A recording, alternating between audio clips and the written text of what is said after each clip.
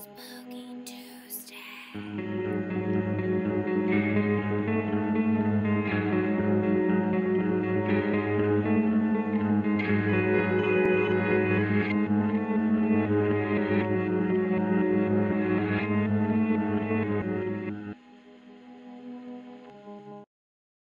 Hey guys, welcome back to Spooky Tuesday, a weekly podcast where we're breaking down all of our favorite slashers, thrillers, monster movies, and black comedies on the new scariest day of the week. I'm Sydney Thompson, I'm Monica Haidt.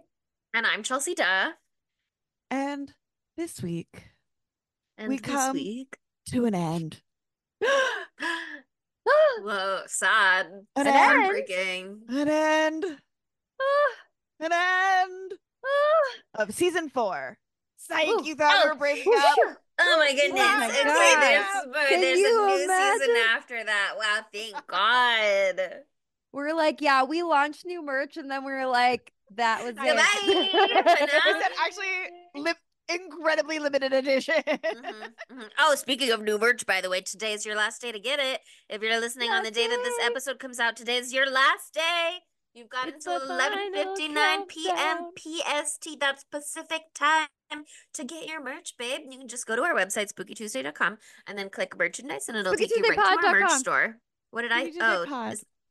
SpookyTuesdayPod.com. did I say You something said different? SpookyTuesday.com. It's okay. I've been writing the wrong email all day today, too, so it's all good. If you just go to spookytuesdaypod.com, then click on the merchandise tab, it'll take you right to our store. And that's what I said the first time the whole time. Yeah. 100%. But yeah, I mean, it's a momentous day. Why not celebrate our season finale by buying a shirt with us with big Yetis on Yeah. it? The yob, They're pretty yobbin. big. They're pretty big. Mm-hmm. Not actual size. Big for Maybe yourself, actual, we don't Monica. know. For all of us. For all of us. Not for all of us. Just you'll never know who. You really won't. But Okay. Sydney, continue.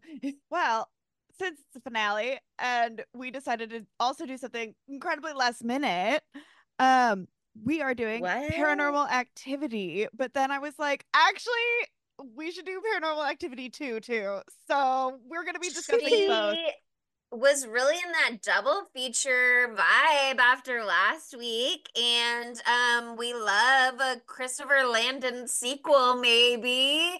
And I don't know, it just feels like, we did Happy Death Day to You last week, and I think this really weird thing happened where I woke up and we were doing another double feature. I think maybe we're still stuck in that time loop, you guys. It's Whoa, a it's so whole ass crazy. time loop.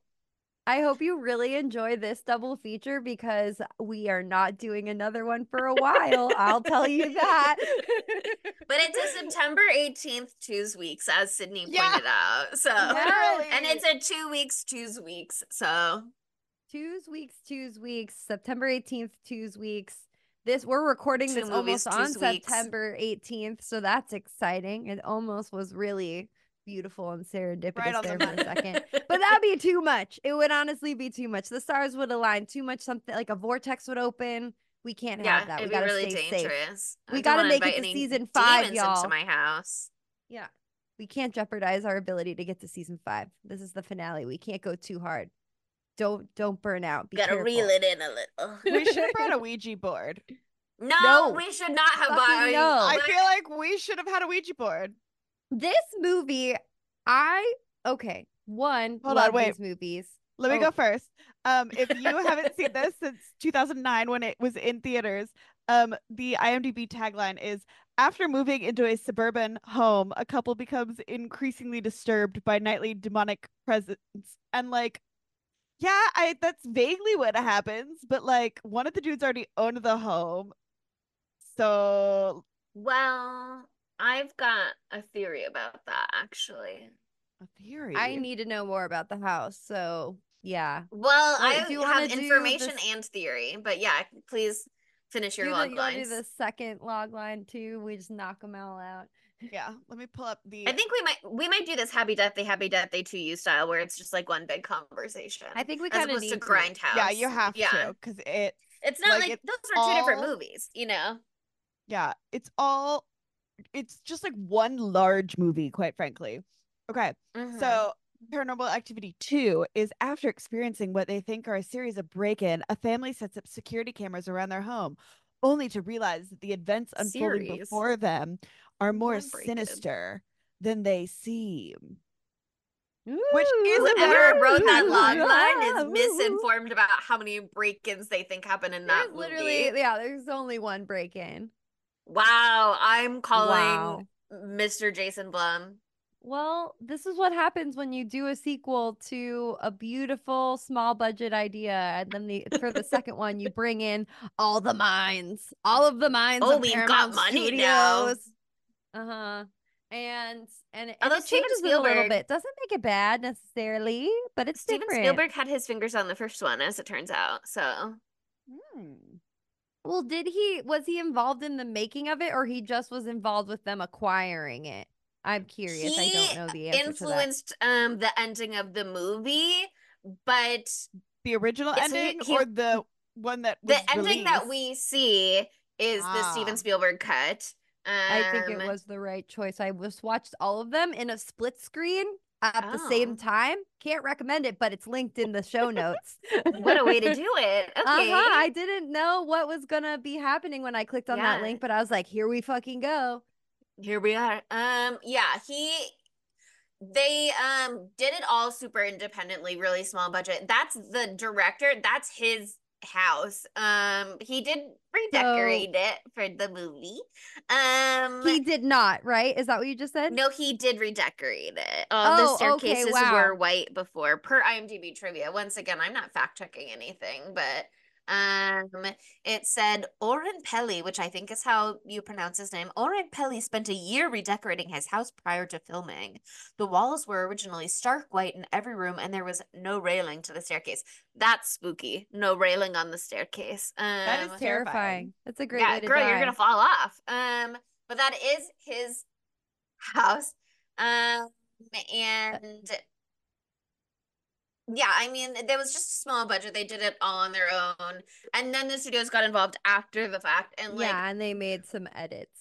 right. And like, they wanted to completely reshoot the fucking movie with like new actors so that they would be like bigger names and have a bigger draw, which is the wrong way to do found How footage a lot fucking of the dare time. But they? yeah, anyway, I won't get too deep in the weeds yet, but there actually was a lot more studio meddling than you'd think for what it was. Totally. Well, I mean, I think what happened here is a classic case. I know for sure that this happened. This movie is compared so often and in every article that I read about this to the Blair Witch Project. What? That's so Mm-hmm. weird. I can't imagine why they do that. That's so Oh, strange to it's only because me. there are two found footage movies made on a shoestring budget, both of which shook up the horror movie industry completely and spawned thousands and thousands, not thousands, but very, very many like people trying Copycats. to make the same fucking thing. Exactly, copycats. And I you know how I feel about found footage. I fucking love it. You know how I feel about the Blair Witch Project. I fucking love it. And guess what? I feel the same way about Paranormal Activity. Number 1. Not maybe not all of the rest of them, but for me watching this again, I was super fucking freaked out, which never happens to me um anymore when I watch at home. When I watch at home. When I watch in theaters, I get scared and I break Chelsea's hand. But I was very unsettled and I was like, this shit is holding up for me. And I really wasn't expecting it to. It was a You pleasant guys surprise. said we want to be scared for our finale. What's the scariest thing we can think of? We want to be scared. Were you scared, Sydney? No. I was honestly, we talked about this already in our group chat. I was too angry about the decor to really have too many in-universe emotions. I did get startled at one point. I got chills at one point in the first one. But mostly I was too furious. My rage response was too strong to having Oh, to watch the decor of this house for the whole movie. I I a was hundred so percent. distracted for the fact that they didn't have a comforter. It was all I could think They about. had a comforter, but they had that whole part of the scene where they're like, every night we pick up the comforter, we fold it in half, and we put it in the corner of the room. Who fucking does that? Like, why would they When do it that? is summer in Los Angeles in my home, yes, the comforter is not on top of me because it'd be too hot, but it's Fair. just folded. and it stays where it is. It doesn't come on and off all the time every day. No, But that's like so by much work. October, comforter comes back out because it's pretty and it makes my bed look nice and it's bearable again. It Comforter was is a what you hundred. want if It you was a can. hundred. Well, yeah, but it's 100% a practicality thing where they're like, we need to get to the feetsies and the toesies, and we need to be And able to see all also, the movement underneath the blanket. And so, no yeah, No, it was comforter. We irate. I nixed was the like, comforter. I literally was like, these people yeah. are like, get whatever they deserve, because if they had a comforter on, they could hide from the demon. But no, that And was like that's their mistake. I, you guys are I would cat like to owners, say so I that get that it's different, but sleeping with the door open like that is crazy behavior to me. I have to sleep with the door open because I have a cat and she That's what I sleeps just in my said. bed and she needs to go shit. So, I sleep with my that door I have to have halfway it open. open, but it has like it can't be fully open like a psychopath. It's always No. like cracked. They don't have a cat though. That's what I'm saying. They just I sleep know. like that for no good reason, which is Some people crazy. some people are weird like that. The other thing Nap I will during the day, say, but sleep at night. That come on. Sorry, I'll let you speak now. thank you so much. The other thing that I will say is that I reject that you are coming for both of them for this because everything is Mika's fault. Everything in this movie is Yes. Mika's fault. We find out later that there's some other people at fault too, but I'm talking about Paranormal Activity 1 right now. It's Mika's fault, and I bet he had that weird fucking ritual with taking off the comforter. Katie would never. My little Well, cutie Melanie Linsky lookalike Katie Featherston would never do that. I this like her is a lot. my theory about their home. Yes, Mika owned it before, but as mentioned, he's a day trader. And so actually, I don't know when Airbnb started, but I watched this and I was like, this decor is so Airbnb coded. It is. I really think he bought it as an investment property and then decorated it in that cheap man way where they're like, this looks good, right? And I'm gonna get more money if it's decorated. Except he didn't put any care or thought or love into it, and so it's fugly. And then Katie moved in and wanted to spend money on it, and he was like, "It's fine. Why would you need to change anything?" And she's like, "It's our home now." So he's like, "Okay, we can put up one picture of us." Right. That was One the Well, single compromise. photo. that's also like in the text in the second movie where they're like, Yeah, "Oh, we're living together now. Like, we should be able to both decorate it." And he's like, "Well, you have all your bead shit there. Also, beading is you have really one hard. table for bead shit. Respect her beading. Beading is very hard, a very beautiful, intricate hobby. And she's also a knitter, a multi hobbied woman. I love Katie, and I feel I bad for her plight. I have no particular beef with Katie, but I have such strong visceral hatred for Mika Yes. that I lose so much sympathy for Katie purely because she's a person who A can stand to be around him, but also B seems to genuinely enjoy his company, at least at times. So like it's not her fault, but also she loses points with me. I'm like, That's if you can fair. put up with it, like girl, I don't want to be around you.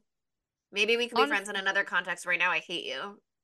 honestly, between the decor and Mika as a human person existing in the world, like this movie is just rage bait. Like it really is just rage bait. Like I was screaming at my iPad while I was watching this today. But I think one of the reasons why I really did like it watching it this time, I think this is a really good headphones movie. I think like if you're going to watch Mm. this at home, it's really effective to have the sound like in your ears like that because like just like how this movie is set up, if you're watching it in your house, you're gonna have like the ambient noise of like shit going on, the ice machine, Yeah. My whatever, sink your gurgled at kitty. one point, and I was like, should I be scared? Yeah, like all that stuff, which could add to it for sure. But also, I like listening to it with my headphones. Like, it's not some incredible feat of sound design, but also, I think the sound design is really, really, really effective in getting under your skin. At least it is got under my skin because this movie capitalizes on the everyday fears that you have just living anywhere at any time, like the bumps in the night that you hear. And you're like, could that be something? No, it definitely couldn't be. Ha ha ha, I'm fine. But in this movie, like, it is real and it's also subtle, until it's not. I don't know. They do a I little like it. they do a little bit of that where she's like, oh, do you hear that? And he's like, babe, it's the ice maker. She's like, oh, I'm so sorry. Ugh. Well, it's just this movie also vindicates me because I'm so anti Ouija board, Sydney.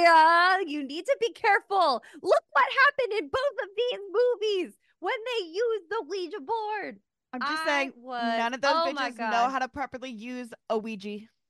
That is both true and also they didn't really get into the ghost stuff much because that's just not simply their business. But maybe Mhm. it would be fine with ghosts. It's just like with demons, that's a bad call, as it turns out. You don't know what's out there.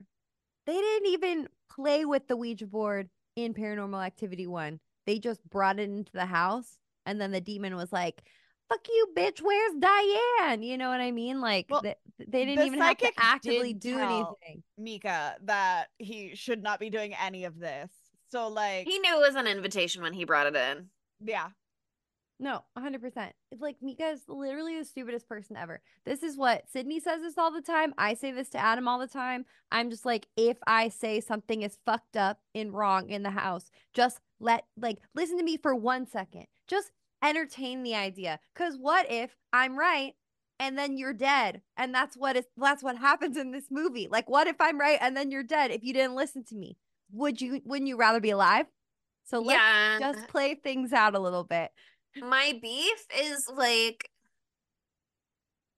even if you don't believe, and that is on you if you do or don't believe, but even if you don't believe, if you're my partner, why are you not concerned about genuine fear that I'm having? The fact that I'm Yes. very upset, you have no interest in being a person who makes me feel safe or comforted. He, like, I just was Yeah, screaming that's the watching the sound. first one because I was like, girl, he doesn't respect you and he doesn't respect women. Like, Yep. this man is a misogynist. I hate Yeah. him. Here's the other thing that makes this so much worse now that I'm thinking about it. So this was like, I don't know if I'll have the word at the top of mind, but this script was written after the movie was created because all of it was improv. Like there were like probably It's notes crazy that because they it had to does not meet. sound improv. It sounds very scripted to me. I don't know. I didn't like have any too big of an issue with the way they were talking because it's just further from the point for me.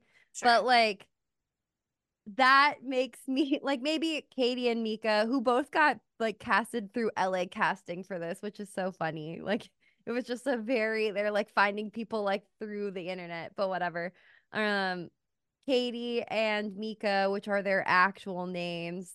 Like this makes me think that Mika might be a fucking asshole. Love you, Mika. But like, why are you if you're fucking if you're Why are fucking you behaving like Is this? this a improving this, character why is choice or this is the this how you improv? think men reasonably respond? Mika, I'm worried about you. Come What's forward and going defend on, yourself. Mika? What's going on? It's a theme in the whole Paranormal Activity franchise. It's a Yeah, law of as it Paranormal turns out. Activity that men don't respect women. It might, it's just a thing in the world, I guess. Art imitates life. Ha Ugh. ha ha. They don't listen to us and then they end up fucking dead. It just made me so mad 1,000 times throughout the movie. Like, Same. whenever he's mad at her, he's like, this is your fault. You didn't tell me a demon was attached to you before we moved into together. And then when she's like upset and crying, he's like, it's not your fault. You didn't do anything wrong. And it's like, it's not her fault now that you think she's being a hysterical woman and you want her to stop crying, but it is her fault when you're trying to deflect blame. Like, Right? I Okay, hate but that bitch. also I hate too, that bitch. Ah, you know, like the reason that he actually got the cameras wasn't really to like prove that there were paranormal activities. It was just so he could try to convince her to make a sex tape.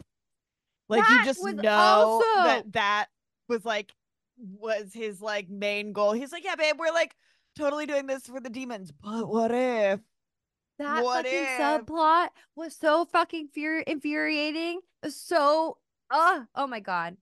He's just like, what about if we make a sex tape now? But what if we make a sex tape now? Oh, What but but about but what now? about now? Oh, Right? it's been 15 minutes. What about now?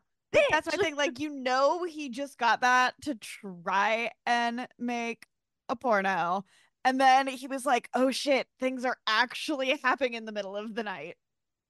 Even still, he's gaslighting her constantly to be like, it was probably nothing though. And like, I don't know if he's not gaslighting himself. That is not something you can really do exactly. But he's talking himself out of it every single time something happens that he gets scared by. He then is like rationalizing it again the next day. And it's like, girl, you've got the evidence on tape. You can rewatch that if you want to, but you're so convinced that nothing is really happening because that would mean you'd have to challenge your worldview, and God forbid anything ever Exactly. forced you to Yeah. do that, and that's why you're a misogynist in the first place. And B, like, he so wants something to happen so that he can get it on camera, so that he can sell it for $1 zillion and monetize it, because all he cares about is money, because he's a day trader. What exactly Dude. is a day trader? It's somebody. Okay, this is perhaps not the right way to describe it. Um, but my understanding, maybe he works for a firm, I don't know. My understanding, if you're a self-employed day trader, is like you're someone who's sitting at home like buying, selling stocks so that you make money. Mm. But that's like all you're doing is like buying, selling stocks. So like And you could like be That's what unemployed. Grant does, the new I Bachelor. I Just know. saying. But he Just said he was very bad at saying. it at first, and then he lost money, and then he got the hang of it. I don't know, whatever. It's not So my like you can just basically be unemployed, but if you have enough money to do stocks, you could be a day trader. yeah, I So mean, if somebody says day trader, that's like on their dating profile. When they say entrepreneur, they're basically like unemployed. they're basically unemployed, but either they're doing well enough that they're making enough money to support themselves, or they're one bad gamble away from losing everything. Or, maybe they're already in the hole and they're just hoping to one day to climb out. I don't know. I'm But I'm about to change my life. I'm on R day trading now on Reddit. some people Here we are go. very good Let's at the go. stock market, but essentially it is all one big gamble. And again, some people are really good at gambling, but Yeah, it's gambling addiction. it's All the it's, first posts say don't tell anyone what. The first rule of day trading is don't tell anyone what you're investing in. So Oh, I'm sharing some fun tips and tricks right from Mika's mouth to well, your yeah, because ears. then you're redistributing those winnings, the more people who are buying in. Oh my God. I I need to get off this Reddit. I'm getting depressed. I'm getting so anxious. basically she's looking for a man in finance. She's looking for me. And also, Trust fund. okay, Six I feel like five I got blue eye. confused by this in Paranormal Activity too, because I thought that Katie was the older sister, and maybe that is not correct. She But I is. thought, she, did Oh, she so no, go Katie's back no, to? Katie's not. Sorry, no. Sorry. I got the names confused. Katie's the younger sister. Katie's the Okay, younger sister for sure. maybe they. I don't know. Maybe I just misunderstood that. The impression that I got from the first one was that she was the older sister, and she's still in undergrad. She's still working on her bachelor's degree. So I don't know if she like went back to school later on, but she says she's an English major in the first one. So the impression that I got was that she was like 22, maybe 23, and she is Yeah. dating a man. He could only be a year older than her. I don't know. But I also he was kind of giving me vibes of like 29-year-old finance bro who is explicitly looking for a much younger girlfriend. Yeah. And they moved Yeah. into together this year, presumably her senior year. So presumably they've been dating for a while already. So, The day trader interesting, thing. I Mika. think Really I saw interesting, Mika.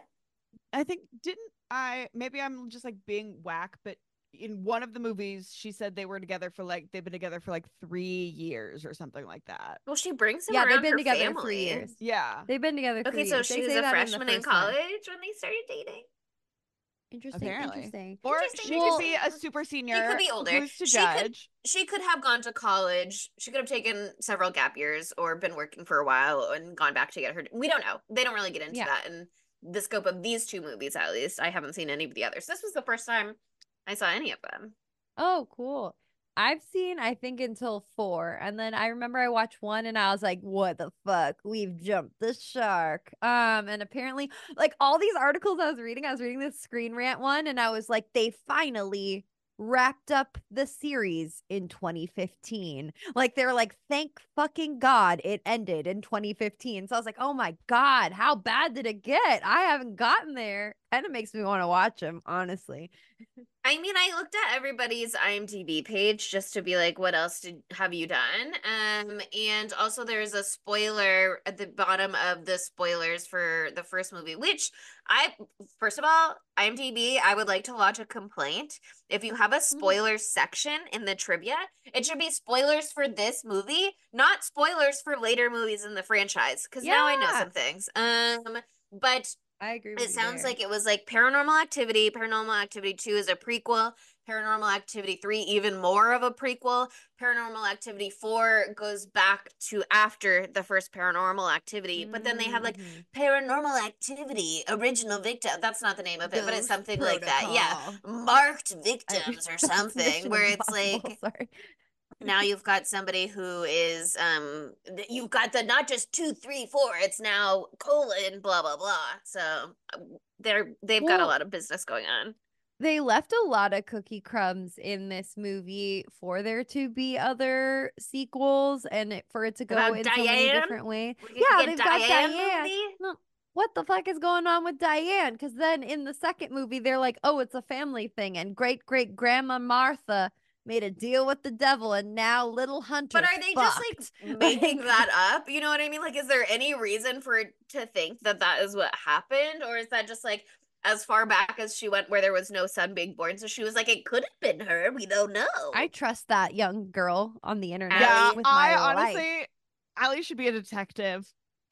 I love Allie. I do love Allie. There's no one And she's finally in there's that someone you could, actress.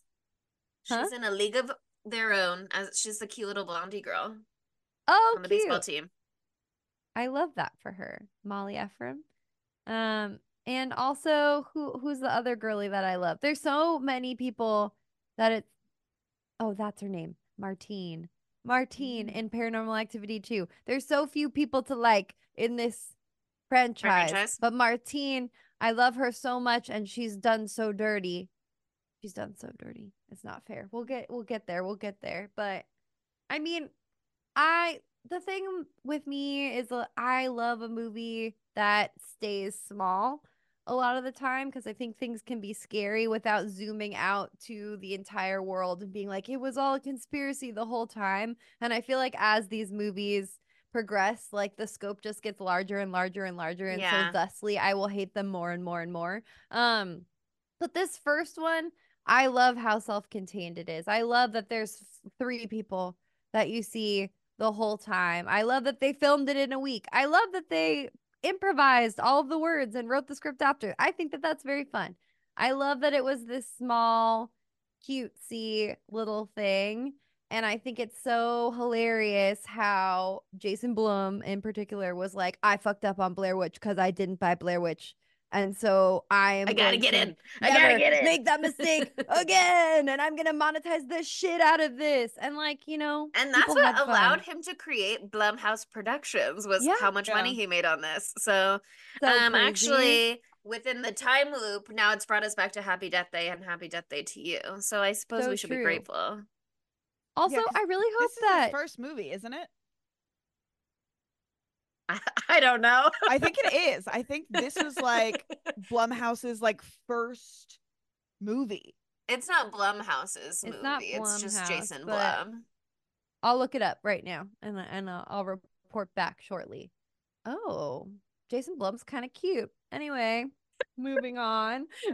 Oh my God, he's produced 246 things. This is going to take me a really long time to get to the bottom of. So, um, but I don't know. I understand why you guys might not have been scared by it, but I get why some people thought this was like the scariest movie ever. I don't agree, but there is something insidious, not the franchise, about the scares in this movie to me. Like, I don't know, This it's might so have been. mundane. It feels like it can happen to you, you know?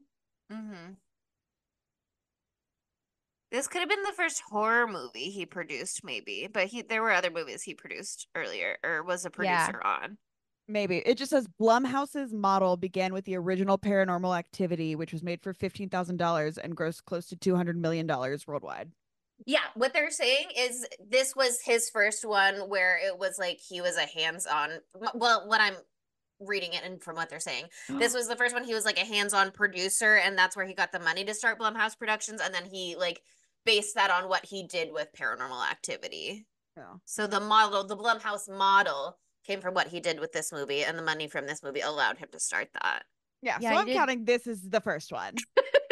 he did Paranormal Activity, and then he did some other fucking random shit like The Accidental Husband and the Tooth Fairy movie with The Rock in it. Okay. I And then he love was that like, movie, though. oh, I have not seen that. I I'm a love fan that of the movie. Christy Alley Tooth Fairy movie. That one is If you ask also me, very that slay, one but the Rock one is is very funny too. very disturbing. And then he goes Insidious, Paranormal Activity 2, Paranormal Activity 3, Paranormal Activity, the chronology. Like he just went hard into horror after that. And then there's something called The Baby Makers, and we won't be finding out what that means. I don't want to know personally.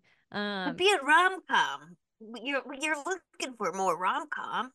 That's true, but I don't know. I guess Jason Blum can do anything. He really can. He can do romance, he can do horror. Um, but I do kind of like the way the horror advances in this. I don't know if it totally makes sense because I don't understand how corporeal this demon is, like, and what it can do and what it can't do. Because sometimes it has a shadow, but sometimes it doesn't. It's not really a shadow, though. It's not like it's a shadow and you see little devil horns or like a tail or whatever.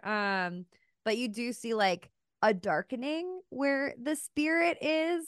Um, and it can touch you, but I feel like you need like it grows power as you give it energy. For sure. Maybe I feel like that's the way that it works. Well, I had my understanding of what I thought was going on after I watched the first movie. And I really gave the first movie its best shot. I like stayed up late last night. It was like dark out, it was quiet. I put it on big TV. I had the volume up. I had a little bit of movie supplement to try and give it some zhuzh. And like I said, when she gets dragged down the hallway, I did get chills. But Mhm. that was really the only thing that got me. And it wasn't, I didn't even like feel scared. I just like had a physical sensation of having chills. There were two things in the second movie that scared me, but like the lore that I had from the first one, the understanding that I had from the first one, they really undercut with the second one. And like, I'm sure for a lot of people that felt very fleshed out and they liked that. But I thought it was just really interesting in general that this movie did so well. And instead of saying, oh, it's the concept that people were responding to, they went, oh, people want more of these characters. They want more of their inner world. And I was like, was that what the people wanted? I don't think that certainly wasn't what I assumed about the franchise. But I didn't go, I wanted to go and watch a trailer for the second one to see how it was marketed. And I forgot to do that before we started recording. So I don't remember if they were like the sequel about the family. Like, did they tease that at all? Do you guys remember? Or did it seem like it was like I a don't totally new remember. story? I don't remember that at all, unfortunately, but I see what you're saying because you can go two routes with a sequel, or not just two. There's a million routes you can go. But like for example, we've been talking about Smile all the time. It's been coming up, okay? For Smile, they're going a different route for the sequel. It's a completely different cast of characters, and they're having a similar thing happen to the people again.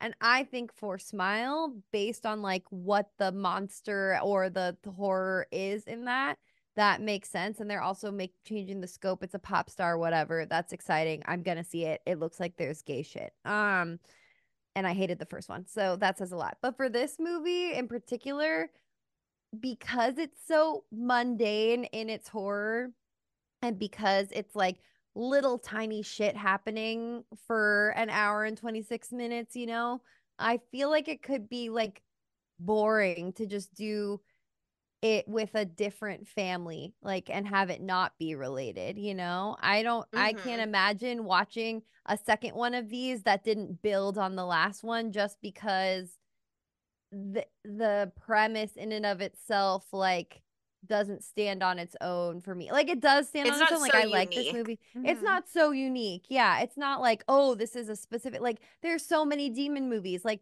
we just brought up Insidious. Insidious is a demon movie. The Conjuring is a demon movie. This movie is very poltergeist. This movie brings up The Exorcist. Like, it's it's rehashed stuff. It's just the medium is different, like the found footage and the like watching the people sleep thing and the slow burn, slow crawl. You're waiting for something to happen, and the waiting itself is the horror for a lot of this movie. Because So you're like, at where do I least look at the screen to see if so? exactly. Yeah. It's like panicky because you're like, something's gonna happen. Like, what is it gonna be? I don't know if it's gonna be something big. I don't know if it's gonna be something small. So at least for me, that worked. I get why it might not work for any other people, but I can't imagine them just being like, and here's Belinda, and she also has a demon thing going on, and she also has a shitty boyfriend, not named Mika this time. Too bad he's such a dick, because I do think Mika is a hot name. Oh, I That's a hated big it. disappointment. Sorry to any Mikas out there. It's okay. I like that musician Mika, who was Mm. big in Y2K as well, and so I have happy connotations. Is that person a boy as well? Yes. I mean, Oh, unless because to me, I went Mika's a girl's name, Micah's a boy's name, but Yeah, I have a girlfriend who goes by Mika sometimes, and so I associate it with women, and I'm like, you know what? I guess this Mika is just gender fluid. I wish that you guys would expand your minds, and go beyond gender norms for a second. Honestly, pretty ridiculous No, that's a that, actually, really big this problem that I have. this That's a challenge for podcast yeah. me. is like incredibly straight gender norms. Actually, Monica, what did you That's expect? why I'm surprised that you're gonna regress on the Mika name thing. Very I'm just saying those shocking. are the vibes that I get. You're having really problematic vibes right now. I don't The know what to vibes are tell you. very problematic. Your vibes are very Look. problematic. And I just sent you a picture of Mika, the musical artist, just a reminder that he's super hot. So just something to say. He also kind of looks Okay. like this Mika in the movie. Don't say that. That's disrespectful to Mika, the singer songwriter. The Mika in this movie is not an unattractive man, but everything he does is so ugly that It it's makes him hard to so look past unattractive. it. I just, I hear you on Like he's the, hot, but at what cost? yeah. I just like, I was so flabbergasted by this decor style. And I know we talked about it a little bit already, but like, oh my God, I have seen that a million times in so many different places. And like the fucking like wrought iron, like art kind of thing that was happening. No, absolutely no. And like the burgundy, and oh God, It was bad. it's so soulless. It's so soulless, but I really want to know what the name is for that style. It's And I called couldn't Peak figure it out. 2006 or Yeah. 2006 Bachelor. Not It, even though, because this is track home. This is like track home. This is what they put in all of the houses that all look the same when they're showing them to you. You know what I mean? Like, that is the type of vibe. It is very Airbnb. It's like soulless Y2K. It's like, here's this house. It's brown and it looks this way. And the next house is the exact same house, but it's green. And so it makes you think that it's different. And inside they all have this fucking burgundy ass, ugly ass shit. Um, That There's a said, way to do leopard. earth tones. These are my Yeah. mom's colors. She loves these colors, but she would never have a house this ugly. No, it's that. It's like and they try to make it like richer looking, like like Oh, affluent the looking curtains are with the draped. yes, with the drapes, like with the tassels on the drapes and the like tapestry, like woven, like shiny. It's It all looks like too you just much. took that out of the box. You went to IKEA, you bought it, you took it out, you didn't bother to iron it or steam it or wash it or anything. You just hung it up, and I can still see the fold lines in it. That's the vibes I get from this. 100%, 100%. The other reason that this upsets me is because unfortunately there are some themes of this in my own home in which I I grew up. see your Love you, wall mommy. color behind you right now, also, My wall color is green. just like in movie. Okay, fucking don't come for my life. It's No, not your about wall looks me. good. Your house looks good. Like I said, there are ways to do these elements in these colors. But It's the tassels and the fucking woven shit. But I will say, the one thing that's laid, leopard carpet. Leopard carpet, I was into it. I was like, it's a bold Leopard's a choice. neutral, We actually. could have done, remember we had Paul on for Paul Jacob mm-hmm. Presley for our episode on Pink Flamingo. He recently just got a blue cheetah print rug, and it is a sleigh. He's made it work in his home. That's right, This, Josie and the Pussycats. unfortunately, it was a beautiful, yeah. This rug is a beautiful rug, but it's in a home made out of poop, and so it just was a bright spot in a hellhole. But I Also, liked it. just I did those like that. the puffy leather couches. I don't know if this was one time in the second grade. I was at my friend's house and I sat on her couch and I felt something crawling on me, and I was like, it feels like there's a spider on me, but there's probably not, because sometimes you just get a little hair tickle or whatever. And then I looked over and it was a spider, and I was looking at these couches. Don't remember if that's what her couch was, but that's the moment I had a couch spider. Looking at these couches, I had like sense memory of spider, Of and having then one spider. second later she's like, spider, and so I was like, Whoa. Also, I have to tell you that that exact thing happened to me when I was driving in my pitch black car um home from work at 10 p.m. I was like, "Oh, there's a hair on me." Grabbed it, moving in my hand, Yep. threw it at the windshield, no idea where it was. Terror. I've done that before. That's You're just like, the what? real paranormal activity. And we do get a spider in this movie too. that's what So I'm Yep, yep. saying. That's what I I'm know No, saying. The that second looked that like I a was cute like, little jumping those spider though. couches conjure that was a big spiders, ass she was like, I spider. just found big It was big. spider. And I was like, that's because you brought the couch in. Terrifying. Also, did you Terrifying. know, like he like collectively like politely gathered that spider and like he was gonna put it outside, but that spider will just die. Like if you put an inside spider outside, it will die. Well, it Yeah. should be dead. So, Well, that's the best thing that you can do under the circumstances because I'm not going to let that baby. Well, okay. Unless Just it's the smoosh it. spider that lived underneath my armoire for a long time and was eating the flies when I had a fly problem. I let that bitch lie. I was like, "You stay, you're doing a service. Thank you so much, sir. I really appreciate you." really But the earning your big keep. hairy ones? No. That was a daddy long legs. Their teeth are too small to hurt me, so he can stay. But the other ones, no. I don't know what you do. I don't trust you. Get out of the house. You have to As leave. long as And I, just like a demon, if I can't see them and they don't bother me, You're living your why life. I'm can't living my we life. why can't we yeah, co-share my home? Know what I mean? you can have a But like as symbiotic soon Let's as be you start relationship. roommates. bothering me, it becomes a problem. Yeah. Exactly. Like when I woke up just the other day and looked up at the ceiling and there was a spider that was the size of a quarter above my head on the ceiling. That one had to get vacuumed up, you know? You No, can't be no. in my eye line in my sleep space. That's You're gonna be illegal. directly overhead. That's poor strategy on your part.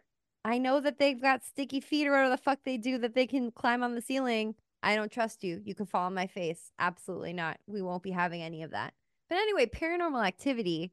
Uh, I just, oh man, the dynamics are just so wrong. It's just mostly, I was just like, she should get out of this relationship. She's not married to him. They don't have a child. She needs Yeah. to leave, but the demon will follow her. And it really did get Well, worse because of the camera, I think. I don't even know that it was the camera. I think the camera was almost incidental, but it's the way he keeps directly speaking to and Yes. challenging and calling out and saying, "Do your worst and bring it on." And like that, even if he's not saying those words, that's what he is saying to the demon because he wants to capture something on camera so that he can sell it and make money. And he doesn't care if his girlfriend is scared and he doesn't care what her emotional experience is, and he thinks he can go it's fine and calm her down enough that way to get away with doing whatever he wants because he doesn't see her as a person because again he is a No. misogynist. Yeah. Seriously. It's just She it's is an so accessory hard to you his can't look life. past it. No, but that's what makes the ending so fucking good, like Well, because yeah, because it's almost like a midsummer good for her moment, but it's not actually good for her because it she's might in a cult. be.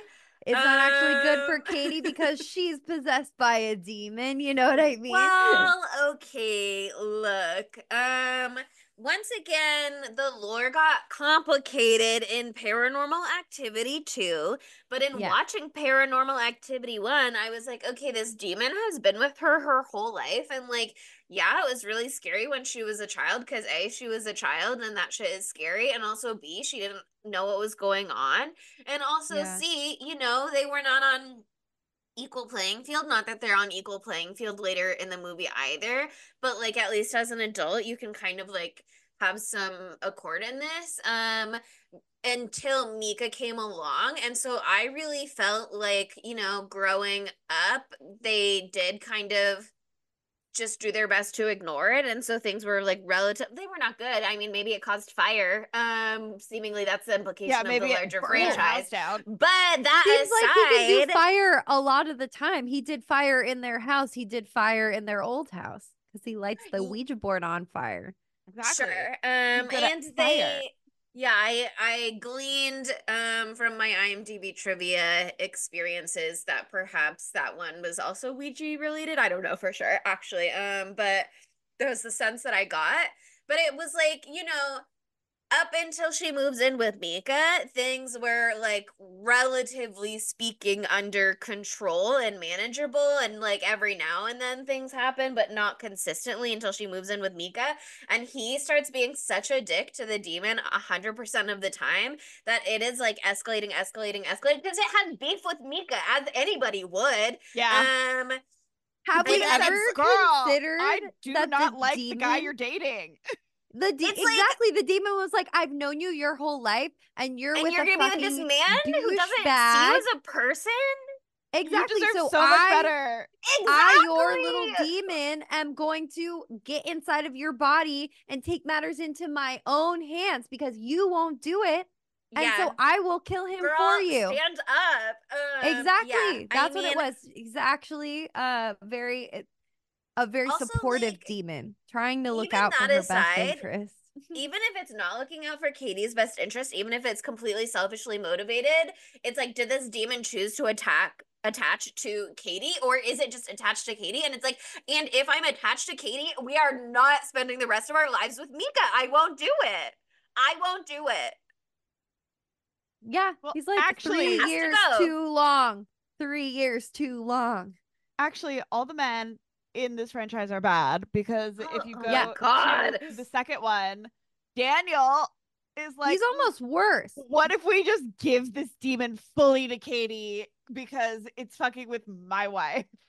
Which, like, Dude. honestly, that is almost more not forgivable, but understandable than everything else into that point. But it's like, oh, all of a sudden you're taking this seriously, but what you're doing is cursing somebody else with this. By the way, still your family. By the way, still your family.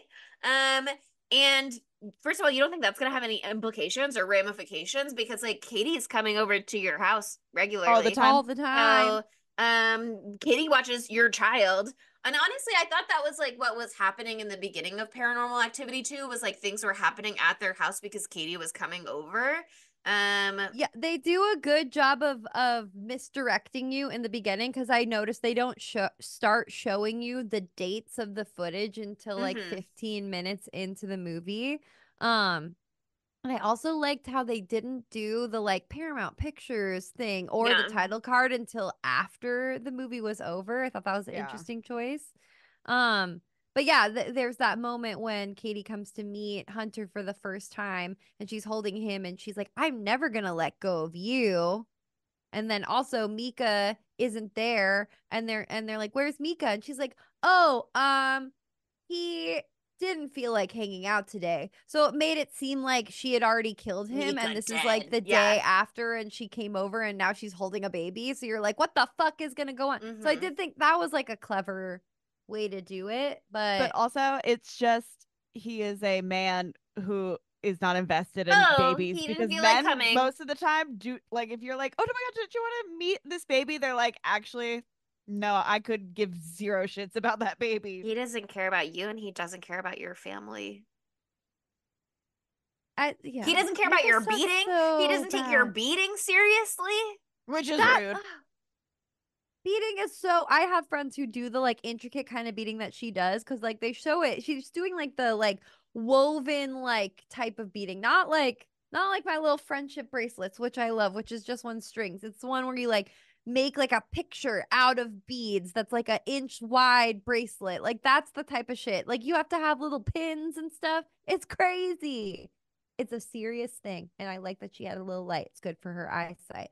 But how And her dare friend he? comes over and they're beating Oh, together and he's like he like goes full oh my whatever you said was so angry that it didn't come through on your I microphone. didn't That's even how much finish rage saying it there was. because the rage overtook me. He threw a tantrum. He was like, I have to show you something. And they were like, okay, we're doing something right now. And he's like, no, it has to be right now. Like, I hate this He sucks so man. bad. And also, her best friend is super hot.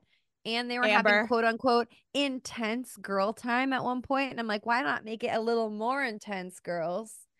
Why And did run away with run them. away She together? would respect you. She would respect what's happening I and honestly respect the think rules of the demon. she's like, I don't want to go stay at Bestie's house because Demon will come with me. Bestie is not going to be antagonizing the demon. I think things would be better over there. I think Yeah, you should go over there. she could have Go been over there, girl. saved.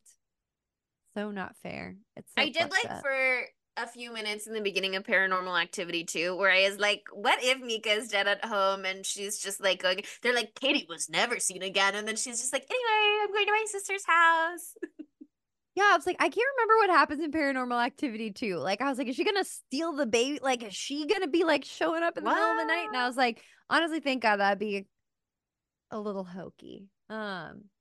Okay, I guess we're kind of moving into Paranormal Activity 2, but let's talk about the ending of Paranormal Activity 1 real quick because there is interesting. Um, what is that face? I did laugh out loud when he flew butt first into camera. I loved it. I thought it was cathartic because I there burst out was laughing. it was hilarious because we all wanted him dead the whole time. So it was so great. And I love that he went big smash and that But he first. got Katie his says butt Hulk smashed into smash. that camera he loves so fucking much. Um, but the whole alternate ending thing is really interesting because when it was released, there were two endings that got released. Like Oh. yeah. I was just reading this Mhm. article and there was an alternate ending. So there's three endings.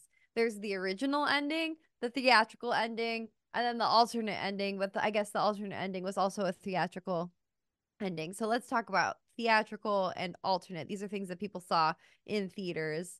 I don't know exactly the details of where and what and whatever, but different And territories like might have why had some and different some. options. But yeah, for the theatrical trailer, she wakes up in the middle of the night, looks all possessed, stands over him for forever, and then goes downstairs, screams like bloody murder. Mika comes down, there's some sort of altercation, and then she fucking yeets him at the camera and then does her scary face in the camera at the end. And scene. Beautiful, beautiful, gorgeous, cathartic, leaves the door wide open for 17 sequels. It's perfect. And then it's like Mika's body was found on blah blah blah, and Katie was never seen again, or blah blah blah. So perfect. That's great. The alternate ending don't love as much and also closes the door on all the fucking sequels if you want Katie to be involved. she kills Mika obviously off screen in the same way. There's minutia of how those two scenes are different.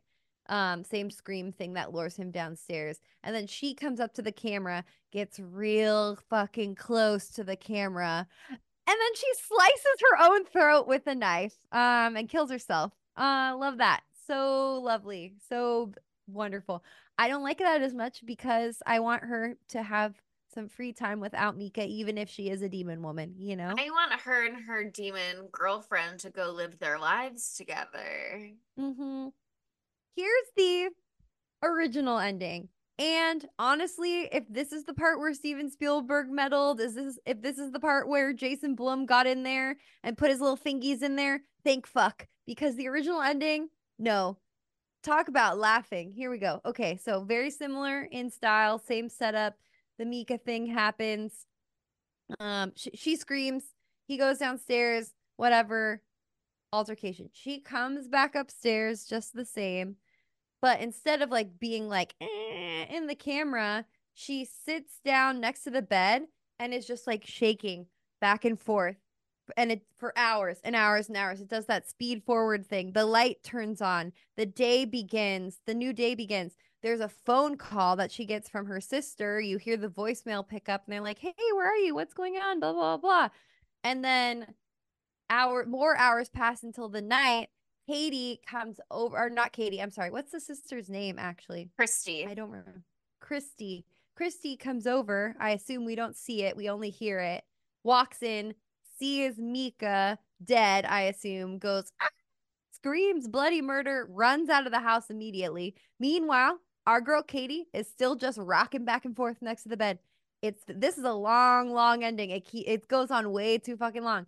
Then you hear somebody else coming. Who's there? Knock, knock. Who's there? It's the cops. Thank God. We needed the police to be in this movie. Because guess what happens next? I bet you can. I bet you can. They see the dead body. They're like, oh shit. They're coming up the stairs. They're like, oh my God. If there's anybody here, you better make yourself known. Okay. And they come into the room and there's Katie shaking. And then all of a sudden, she snaps back to herself. She stands up with the knife and says, "Oh my God, where's Mika? Is Mika okay?" Pow, pow, pow. The police shoot her and she dies. The end.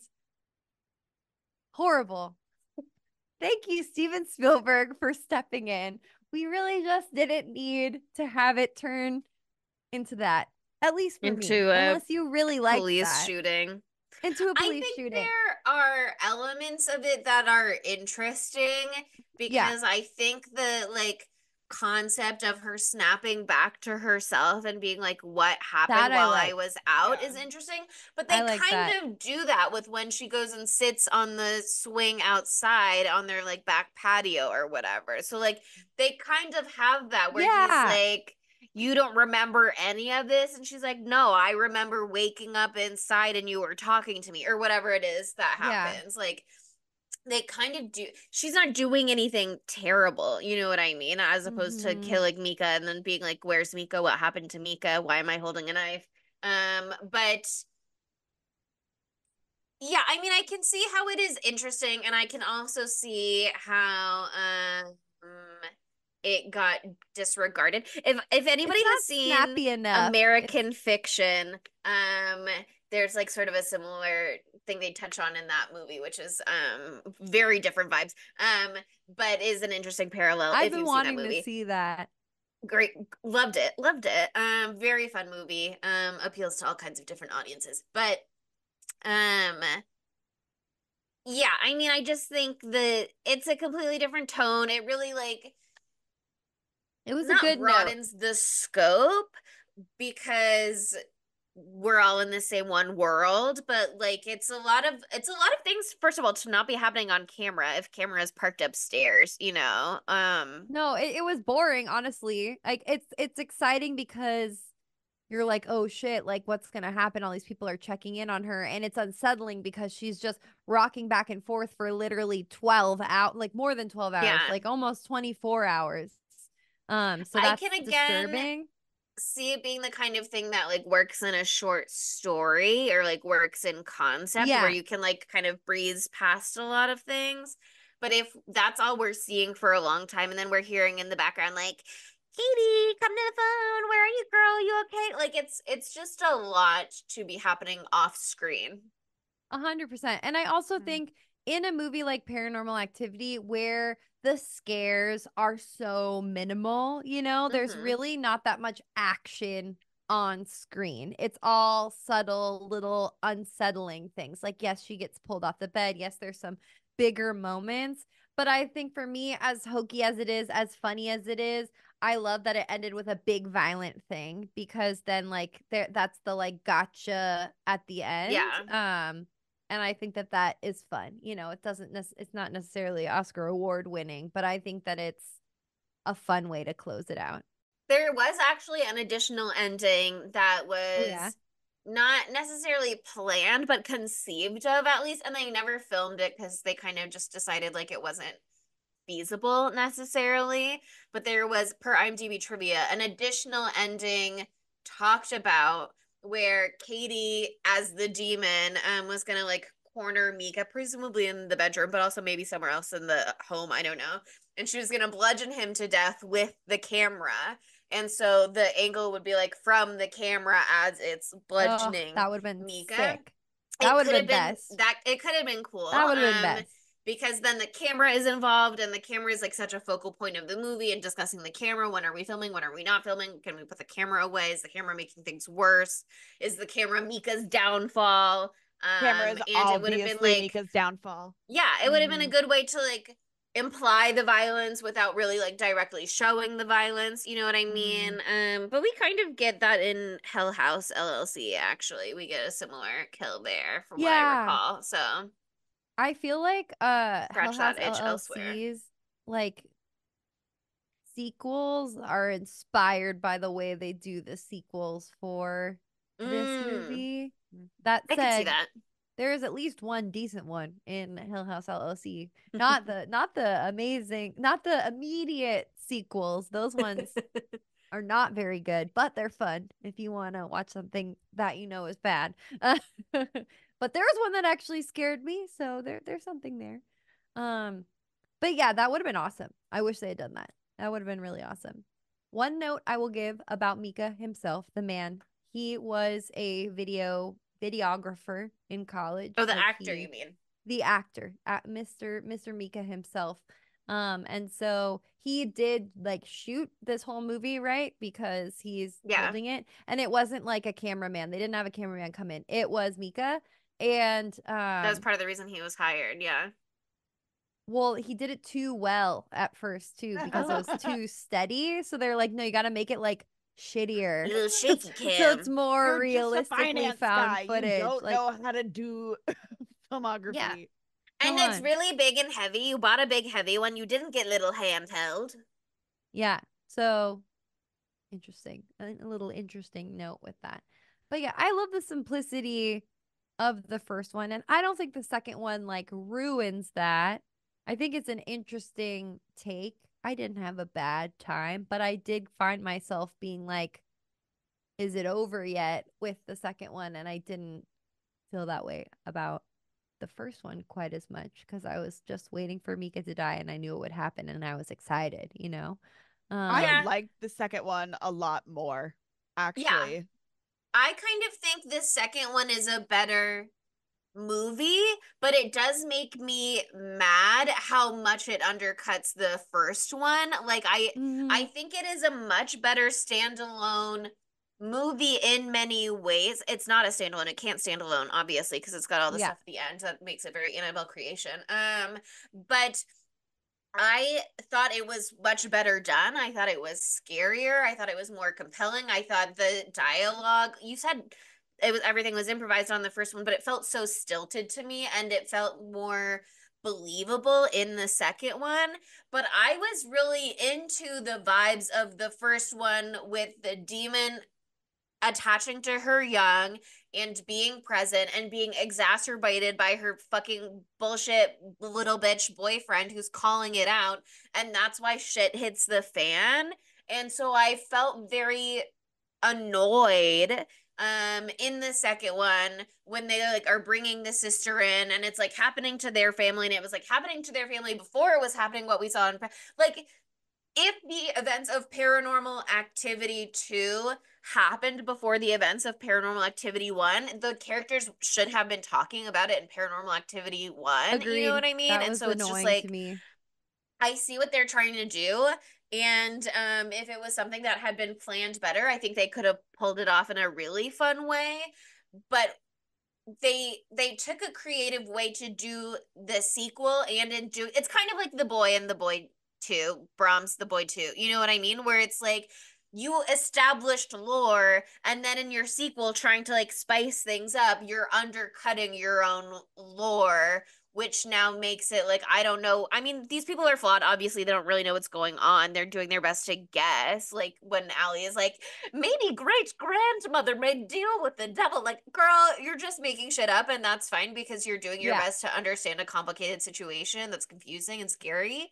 But you gave me information that I trusted and I believed in the first one, and now I feel dumb a little bit. I feel tricked.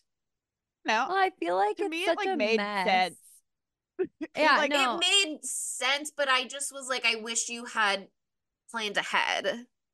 Well, I mean, I'm willing to forgive that because the nature of the first film and how much of a true indie it was until it got bought for $350,000. You know, like it was a bare bones cast and crew and whatever. So I think that they did a pretty good job.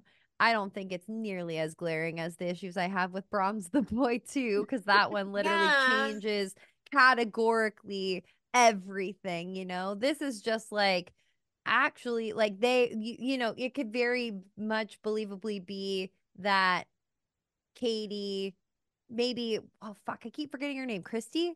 Maybe Christy. Christy. Christy didn't want to share with Katie what was going on because her fucking husband and gaslit her so much about it. And then Katie also is like, hey, don't talk about it because when you Yep. talk about it, it makes it worse. I think they did a pretty good job, honestly. Actually, I think they did an okay job of explaining away some of the reasons why Katie wasn't talking about this the entire time she was in Paranormal Activity 1, you know, because she hadn't really gotten an update from Christy in a while. And then there's that moment at the end where she's like, it's weird, like you said, all this shit was happening to you and now I'm starting to see some weird stuff too. And they do put in that little note there where they're like, Christy's not gonna remember. Remember. So Mm-hmm. I think that's a little bit of a band-aid, you know, but I Yeah, don't hate it. the one of the parts that bothered me is that in the first one when they're talking to the psychic who comes to the house, loved that part by the way. Loved the psychic and his involvement, loved that he was like contacted the demonologist. This is not my area of expertise and I don't know what I'm doing. And then they just like never got around to it until he was out of town. And then he came back and he was like, it doesn't like that I'm here. Honestly, I'm doing more harm than good. I got a fucking piece. I gotta bounce. Mm. And I was like, why can't you jerry rig a system where he talks to Bessie and Bessie talks to you? And so it's like he's not. I was like, I feel like you could work around this a little bit, but I understand and respect that the psychic guy was like, the demonologist is going to take care of this in 4 days. They just need to sit tight. Anyway, but in that conversation with him, she specifically says like, it was always at the foot of my bed. It was never at my sister's bed, but my sister saw it at my bed. So that to me felt, and then again, that Fair. could just be Katie, like in her own perspective, and maybe she's forgetting things from when they were young, and I'm sure they could retcon that in Paranormal Activity 3 or whatever, and like maybe it happened to Christy too, and Christy, if she's the older sister, just like didn't share it with Katie. You know, like there are workarounds for this, but it was one of those things where it felt like they established something and then they just like were ignoring that they ever said that because it was no longer convenient to the story. I do Mhm. think that said that with the whole, and this is a little silly to me that they just like Allie found this online, but I love Allie, so she can do whatever she wants. But then they're just like, it's related. Oh, they want the firstborn son, and so they're not having issues until Hunter comes into the Mhm. household, and so it's like not about Christy necessarily. Like maybe it's still not attached to Christy, but it's It's attached to about Hunter, and so like Hunter. it's not that Christy is the target so much as as the baby's mother, she's gonna be the biggest challenge or obstacle for a demon, especially with the fucking husband dad completely disengaged from this subject 100% completely. He should be acting nicer for being that much uglier than his hot wife. He should really be more appreciative. Also, age gap relationship, not always Mm-hmm. bad, but something to note. Something to note in both of these relationships where these older men are completely undermining and condescending to and not believing and not respecting their female partners. Honestly, like just on like, even if you don't want to believe in supernatural shit, okay, whatever. I can't understand you, but whatever, you exist. Like this is the your wife or your girlfriend's childhood trauma that they're bringing up, and something that was very unsettling to them when they were little that like affects them to this day. So you don't want to even be like a little bit respectful and give them a benefit of doubt from that perspective. No, of course not. They don't have the emotional intelligence to do that, but it just adds to how fucking fucked up it is. It's just like, I don't need you to believe me, but I do need you to acknowledge that I am scared right now and be a good partner to me in this moment and help Yeah, me address what I need to feel safe instead of just going, don't sweat it, baby cakes. It's gonna be fine. I gotta go to work as a day trader now. Right? yeah, seriously. Like a little shout out for Mr. Adam right now. Just the other day, we walked out of our house and there was someone working on the roof and there was a ladder that was going over the walkway. And I was like, uh, uh, uh, I can't go under that It's ladder. bad I'm luck. not a Bad luck. fucking idiot. I'm not going to go under the ladder. And instead of being like, that's not real, I don't know if he believes in that shit too. He was like, we'll climb over these bushes together. That's my man's. Men are here That's to my problem man. solve. They are not here to pretend there is no problem. If you're gonna consider yourself the protector of the household, protect. I Exactly. Let's just not invite bad shit into our lives. Sorry, Sydney, continue. one of my friends is staying with me tonight and they have a like 2-month-old baby, right? And so my 15-year-old cat was he was like experiencing this baby for the first time and she was loving the baby. It is adorable. I will post the Ladybug video. would. And I text Taylor and I go, Taylor, unfortunately, we have to have a baby. I must give Ladybug a baby right now. And Ladybug She wants a needs a baby. baby. but here's the thing, instead of most men will say, like, Sydney, shut up. Sydney, no. Taylor goes, oh yes, as a present for Ladies Quinceanera. And I said, yes, exactly. He's asking for her Oh, birthday. slay, Taylor, My cat slay. That just is so celebrated her good. 15th birthday 2 days ago. Happy Therefore, birthday, it's a Ladybug. quinceanera.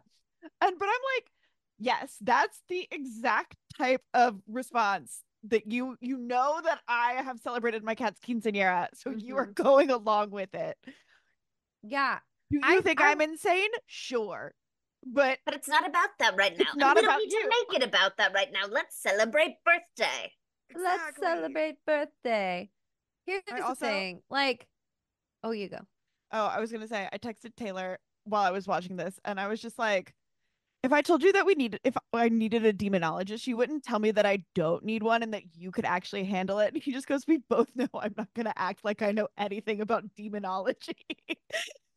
I was just like everything in Paranormal Activity one could be solved if she had a Wiccan girlfriend or something. She needs an Right? astrology astrology She girlfriend. had That's one all right she there. needs. Amber, I feel like, had the capacity to be that person for her. And also, like, he said, if things get worse, then we can call the demonologist. They got worse so fast, and they waited like 5 nights, 10 nights, so many fucking nights, and didn't even consider. So that's on Katie a little bit. I love you, Katie. I love Katie. I love her. She just feels like she looks so much like Melanie Linsky, It's and not Melanie and her Linsky makes She me fault. feel also safe. she also kind of looks like a bootleg version of Katy Perry. Oh, Katy Perry, Melanie Linsky loves child. Yeah. The eyes. I see it. I see it. I see it. The head shape. Um, Don't know what kind of relationship their parents modeled for them, but it was bad. It I can't have been wish good. these Yeah. women could recognize that their partners absolutely don't respect them and felt supported in doing anything about that. Yeah. And I know we've been doing a lot of hating on men, this episode, but it's not all men, as we just said. Taylor and Adam are the only two good ones. If you would like to reply to us and say that you also would respect us if we said there were demons, then you'll be added to the list. But like, just come on. If someone is scared, don't shut them down. That's not going to make them less scared. Being like, you're a dumb fucking idiot for being scared. Now I'm sad and I'm still scared. So let's just be not terrible people here. And here's the thing. What is the name? I'm going to the IMDb for Paranormal Activity 2. Don't worry. Everything's going to be fine. Now I'm going to know. Daniel? Fuck you, Daniel. Yeah. Yeah, Daniel fuck you, is not Daniel. only a misogynist as well, but also his misogyny towards Martine feels racially charged as well. Oh, it He's is like, 100% racially charged. it's racist as fuck. He's like, you're woo woo shit, Martine. I don't want it. He fired her for saging the house. That is a nice thing to do. And it's not going to hurt the baby. The baby will be fine. You want to cleanse that baby, probably. I mean, Honestly, I the get it. baby Smoke needs to around be the baby. saged. But like, come on. I love that he has that moment later in the movie where he's like, she warned me. She warned me and I shut her down. Whatever. Okay, good. Too little, too late. Everyone's going to die anyway, you dumb fucking bitch. I hate him. This is actually your fault. I don't know. It's so hard because I was just so mad after That's part of watching what both of makes these me in mad one about day. Paranormal Activity too. Also, is that the Daniel being so terrible undercuts Micah being terrible because it's like it's actually not Micah's fault; it's Daniel's fault. No, No, it's Micah both of deserves their fault. blame. They're both terrible in No. slightly different flavors. Mika, sorry, Mika, sorry, Mika. It's both of their faults, 100%. Like, Bad boys, bad boys. it was like Daniel got the ball rolling, but he actively set Mika up and Mika hit it out of the park. Know what I mean? Totally. And here's the thing. Honestly, should we be thanking the Paranormal Activity movies? Because although they made us feel the rage that we are discussing right now, were these cautionary tales for all of the men across America and the world who watched it, who maybe they'll think twice next time a woman in their life says there's a demon, there's a ghost, because who dies first in all of these? The dude. The dude dies because he is a dick. I don't know if they will understand that, but hopefully they gleaned something. Maybe there is a lesson to be learned. It's like the moral of the story is listen to your wife. I hope that some man saw this and went, I will listen to my wife in the future. I have absolutely no faith that any man who at all resembles either Mika or Daniel has any amount of ability to self-reflect and look inward and say, that feels familiar to me, the way these men behave. I think they probably were like, yeah, she fucking brought the demon into their house. Like, I think they're just being like, I'm never gonna marry a demon bitch. I'm gonna Sometimes you don't know. I'm gonna first date question. Have you ever had any demon experiences? No, red flag. I think that they think that they're not the problem. They become the problem. They're always the problem. Rule number one. Yeah, the thing that's different with Daniel and Mika, at least, I not to give any credit to Daniel because hate that bitch, but he is like he's a terrible partner to her, to Christy, and he doesn't believe her or support her or believe or support his daughter, but he's not actively antagonizing the spirit world of any kind. He is just like he just not engaged with it and doesn't believe in it. Yeah, he's like, yeah, see, this is proof. It was the wind. Girl, no, it's not. But that Mika, part was so infuriating. I was like, bitch, where? That came from in the house? Did someone fart? Like what wind? and also like your daughter, I'm sure as a parent of a teenager, sometimes you're like, my teenager is being irresponsible and she probably stepped out to see her boyfriend or whatever. But if she's saying that first of all, you can watch the tapes, you can see that she snuck boyfriend over and like whatever. He was so for someone who rigged up his house with cameras, he was so unbelievably uninvested in ever watching back any of that footage. Seriously. But he at least was just like trying to pretend that none of it was ever happening and like not engaging with it at all. Whereas Mika was both saying to her, girl, you're being crazy for thinking that. And then also being like, hello, ghosts. Hello, demons. Do you want Fuck to step up you. your game? Do you want to take it up a notch? I know you can do better than that. Like, he was setting traps for them. He was like, let's try and get it on camera. Let's try and get it worse so that we can get it on camera. Daniel was just a dumb bitch. Mika was Malicious maliciously dumb bitch. intentioned. Yeah. Yes. Exactly. Okay, here's something that is a big, weirdly big part of Paranormal Activity too, but I don't feel like it hit the way that they thought it was.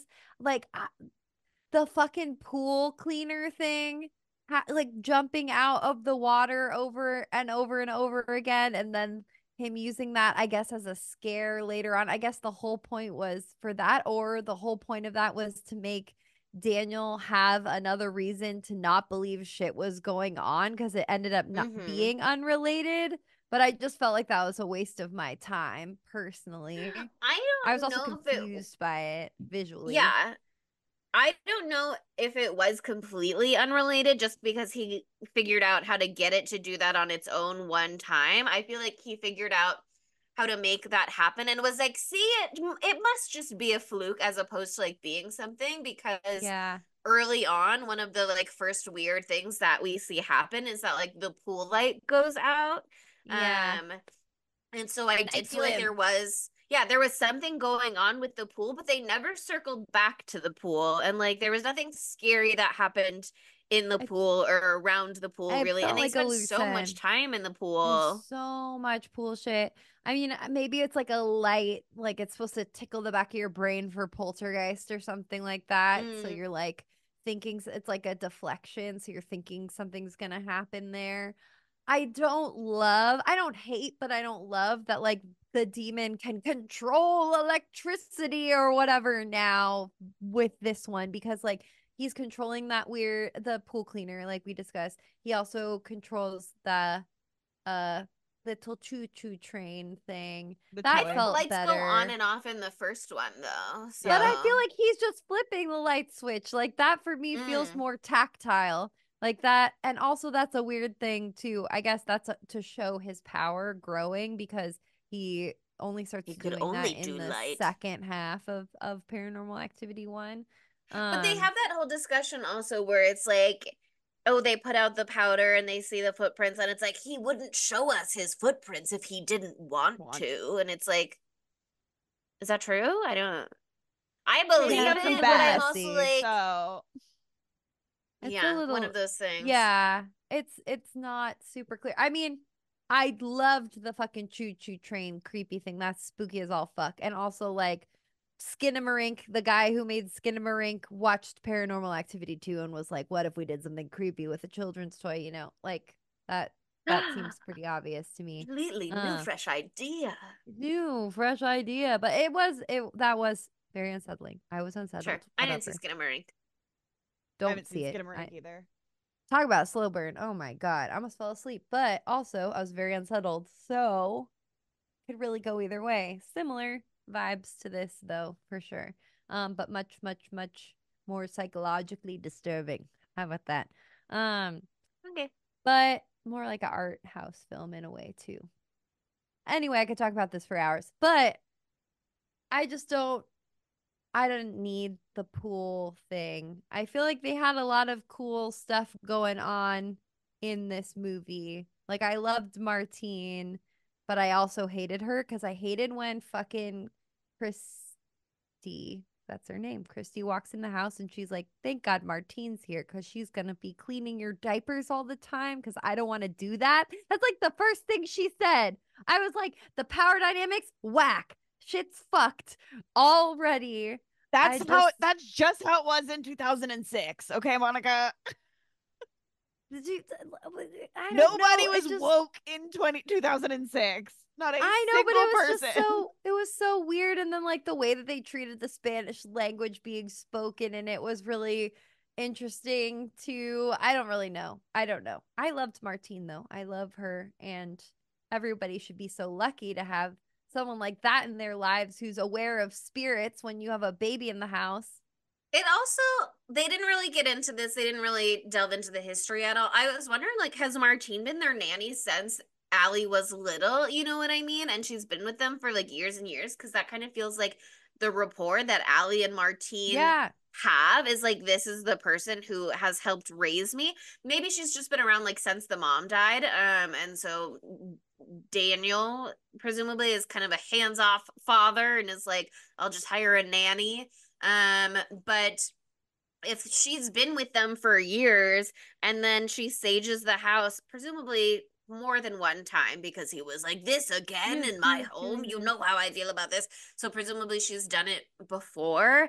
But if she's been with you for, I don't, it was like, obviously he's a dick. And it just was completely abrupt, like kick her, bring her suitcase to the door for her.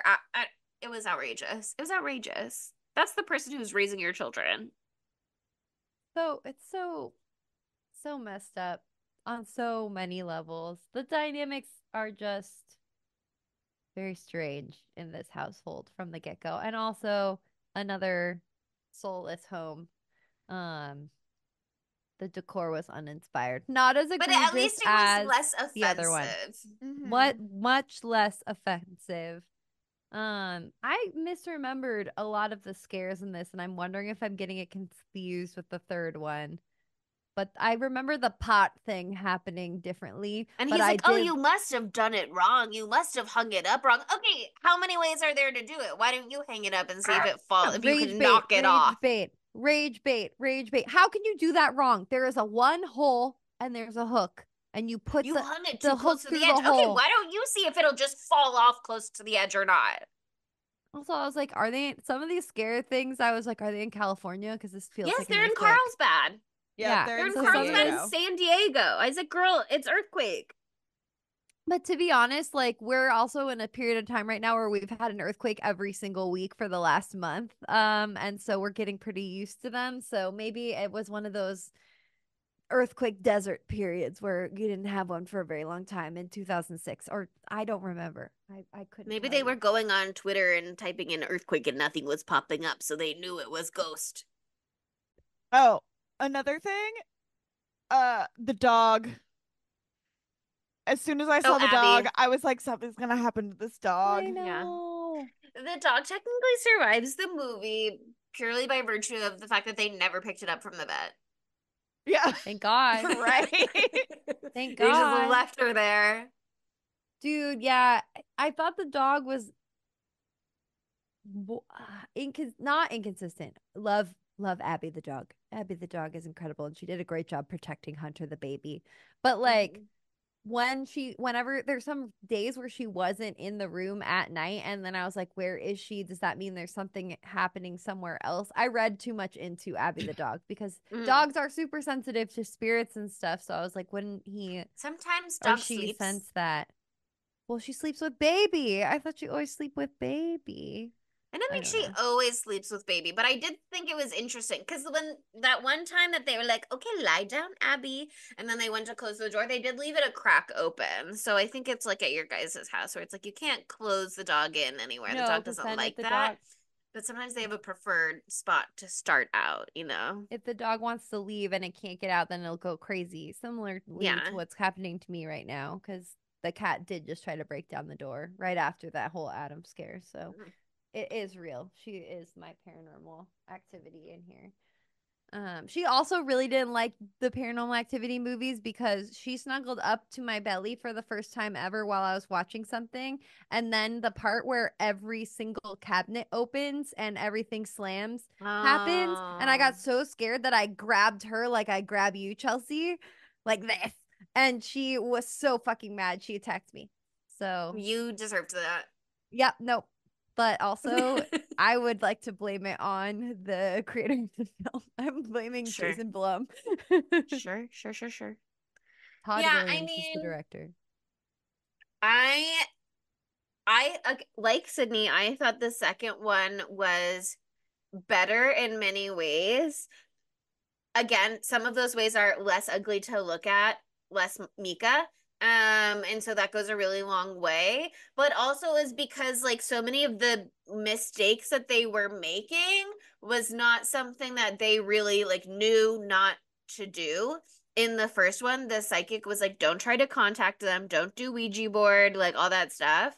And then in Paranormal Activity 2, it's like the teenage girl who's the only one invested in like trying to get to the bottom of any of this. And like, sure, she's Googling, don't try to contact them, but she's also like, well, it could be my dead mom. So, Right. like, Yeah. a That little was bit, I want to know more. And now yeah, I that have was a my good boyfriend motivation over. for her character.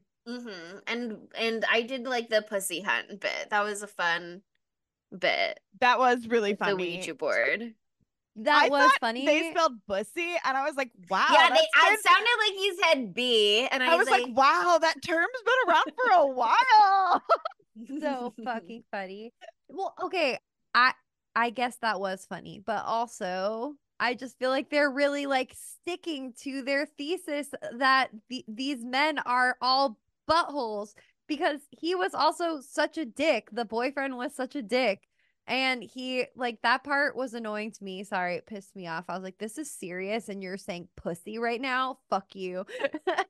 And then later on, she was really scared at one point and she's like, can you please come over? Can you please like come be with me? And he was like, no. So fuck him as yeah. well. But he's also a teenage boy and he doesn't live there Nope. and he doesn't experience any of it firsthand. And so to a degree, I'm like, yeah, his responsibilities to his partner as a 16-year-old in a relationship with a 16-year-old are so massively different. Um, but he is a shitty teenage boy. I still don't like him. Like, He's still not here's my the thing. friend. I thought his behavior was very age appropriate. Yeah, that's what I'm And the saying. rest of Like, these men are acting the same way. exactly. Like he does the pussy thing, okay, funny gag, whatever. She thinks it's a funny gag. You know what I mean? She's cracking up afterwards. To the point where when he starts to go, okay, I'm really not doing anything this time, she's like, I'm still laughing Yeah. about pussy. Like it's And he's it like, wait, no, like, I'm actually not yeah. doing this. It just Like it reminded fucks with me of things enough that she's like, now I can't trust you to be a good partner in this. And also it fucks with things enough from his perspective that he's like, I'm hands off with this house from here on out. yeah, it just reminded me of Mika's behavior in the first one with the like pressuring sex on camera thing. And then that like when she's like, come over and let's hang out. And he's like got one thing on his mind, but he is a 16-year-old boy, but I just And didn't like she's it. the one operating the camera. So the dynamics are a little different. Yeah, yeah, yeah. Well, I'm not saying that he was trying to get her to have sex on camera. That's not what I'm saying. I'm just No, no, saying. no. I'm just saying the element of the camera is like she's kind of the one controlling the narrative a little bit. Yeah, yeah, yeah, yeah. That was something I didn't also understand from the beginning of the movie that it was always Allie that had that one handheld camera. And so that clicked later for me. I was like, oh, that has been Allie the whole time. Because we really don't get a lot of Christy in this movie until she's getting yeeted all over town. Less of her direct perspective. Yeah. I did like the way that they interspersed the security footage with the handheld. Like I thought that they Yeah, did that pretty because it well would have for the been most part. There were some moments where it's like I don't really think quiet Allie would be filming playing right this. now.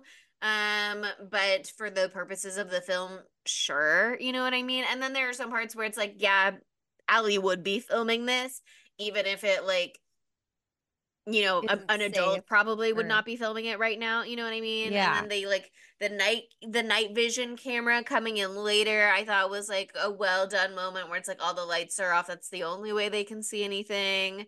Um, No, but they have to do. I am always interested with how they come up with the found footage conceit, and like mhm. how we are supposed to believe that they're filming all of this. So I think they Yeah, did a and I decent think job like here.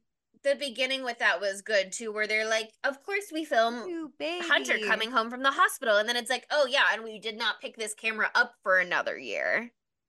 Yeah, that was confusing to me also because I I know I didn't was like understand this. 15 seconds I back, was like, 15 the seconds back. baby's way bigger. What the fuck happened? But that is not on them. That's on me. Um, But I just also am glad that they still had the handhold camera in this movie because, like, yes, I did love that they had the security camera footage, and that is a great way to get more angles, but also it would have been a really boring visual movie if it only had that aspect to it. So I'm glad they kept both. But like being able to capture the conversation between Allie and Christy, however short it was in the kitchen when they were talking about like Daniel's not believing us basically, but we can still have a conversation, the two of us. I appreciated that we were able to like have moments like that. Yeah. Um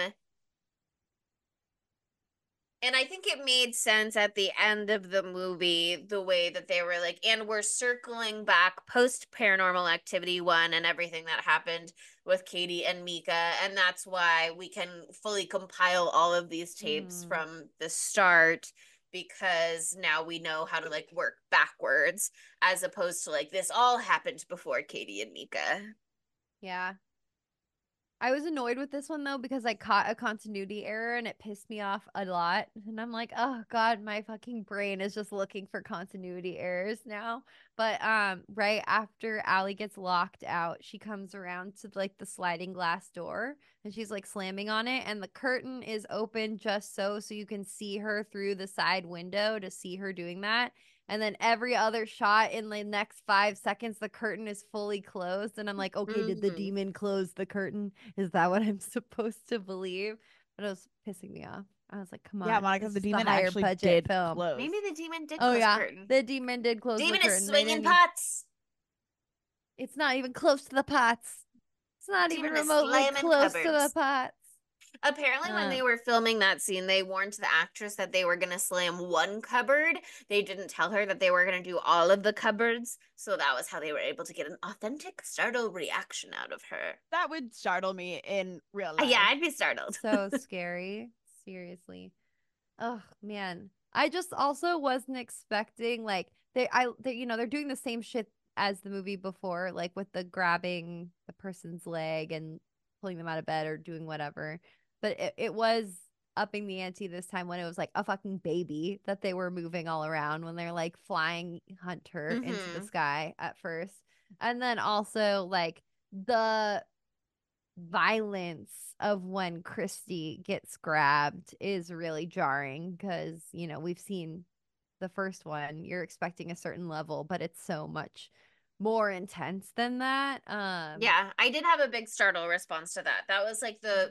I jumped a little bit at like the first big thump in the movie. And then I we made this a double feature kind of last minute. And so like I watched the first one last night and then I was just like finding time to watch this one today. Mhm. And so I watched the first hour and then I had to come back later for the last hour or the last half hour. And I came in like right before that. And so like I don't know if it's just because I was like expecting it to build back up again. Um, but it like happened like very soon after that. And I had a big jump. It's a scary She part. gets fucking yanked.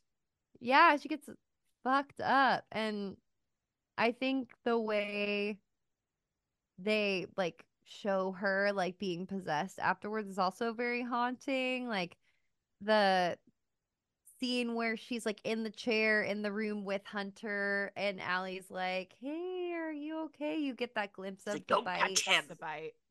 And then she's like gone the next second. Like, I know it's a classic gotcha, It was but still I thought it was unsettling though. effective. Yeah, Mm-hmm. it was. I was like, that bitch is fast.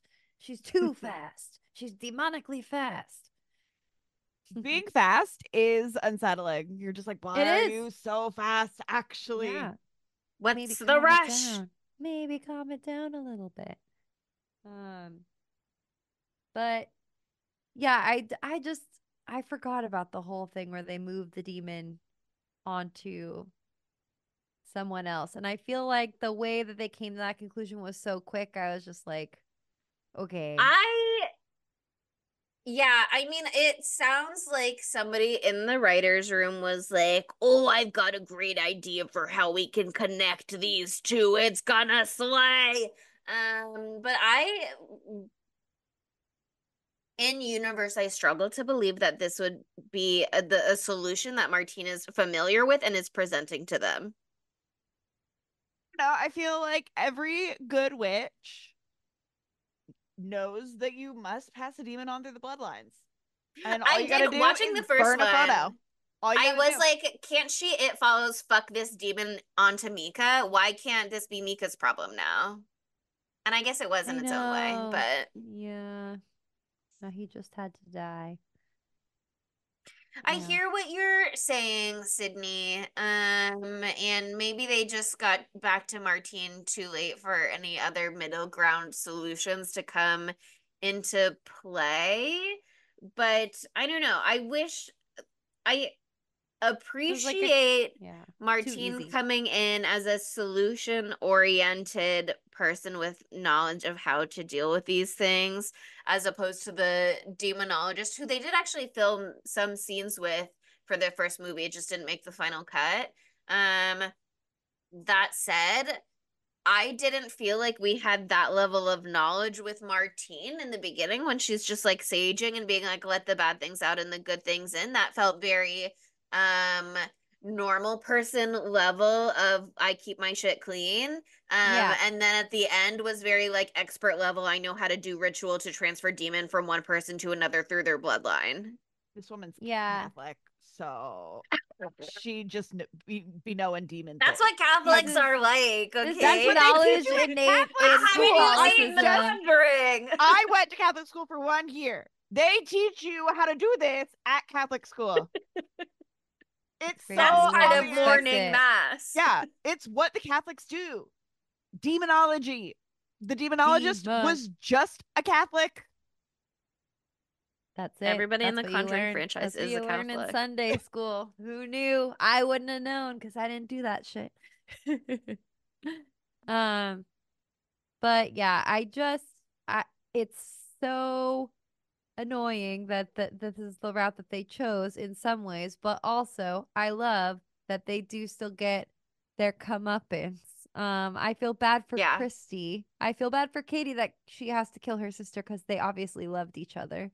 But I did love that Daniel gets his neck snapped like the little bitch he is. So Yeah. that felt really good. Oh, I'm sorry. You thought you could transfer demon to your sister-in-law and there would be no repercussions from that? Like, I don't know why you ever thought that, girl. Obviously, demon is still gonna be involved and in your lives and around, and it's not like Demon is starting over from scratch. You have already built Demon up to the point where your wife is getting dragged around the house. There's bite marks on her leg. They're taking the baby into the street because there's like a split second shot, apparently, of baby outside in the street. Like, shit is already fucked, Daniel. You cannot avoid it by simply transferring it to someone so close in the bloodline. Go on Yeah. ancestry.com, find somebody far away.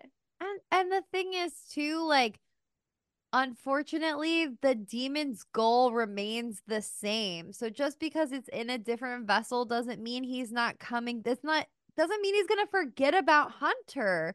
He is owed, if we're to believe Allie, a firstborn son, and he's going to get his. If we know anything about the devil or a demon, they fucking come to collect. And so Yeah. just because they moved her into that shitty ugly house doesn't mean they're not going to come back and get that little baby.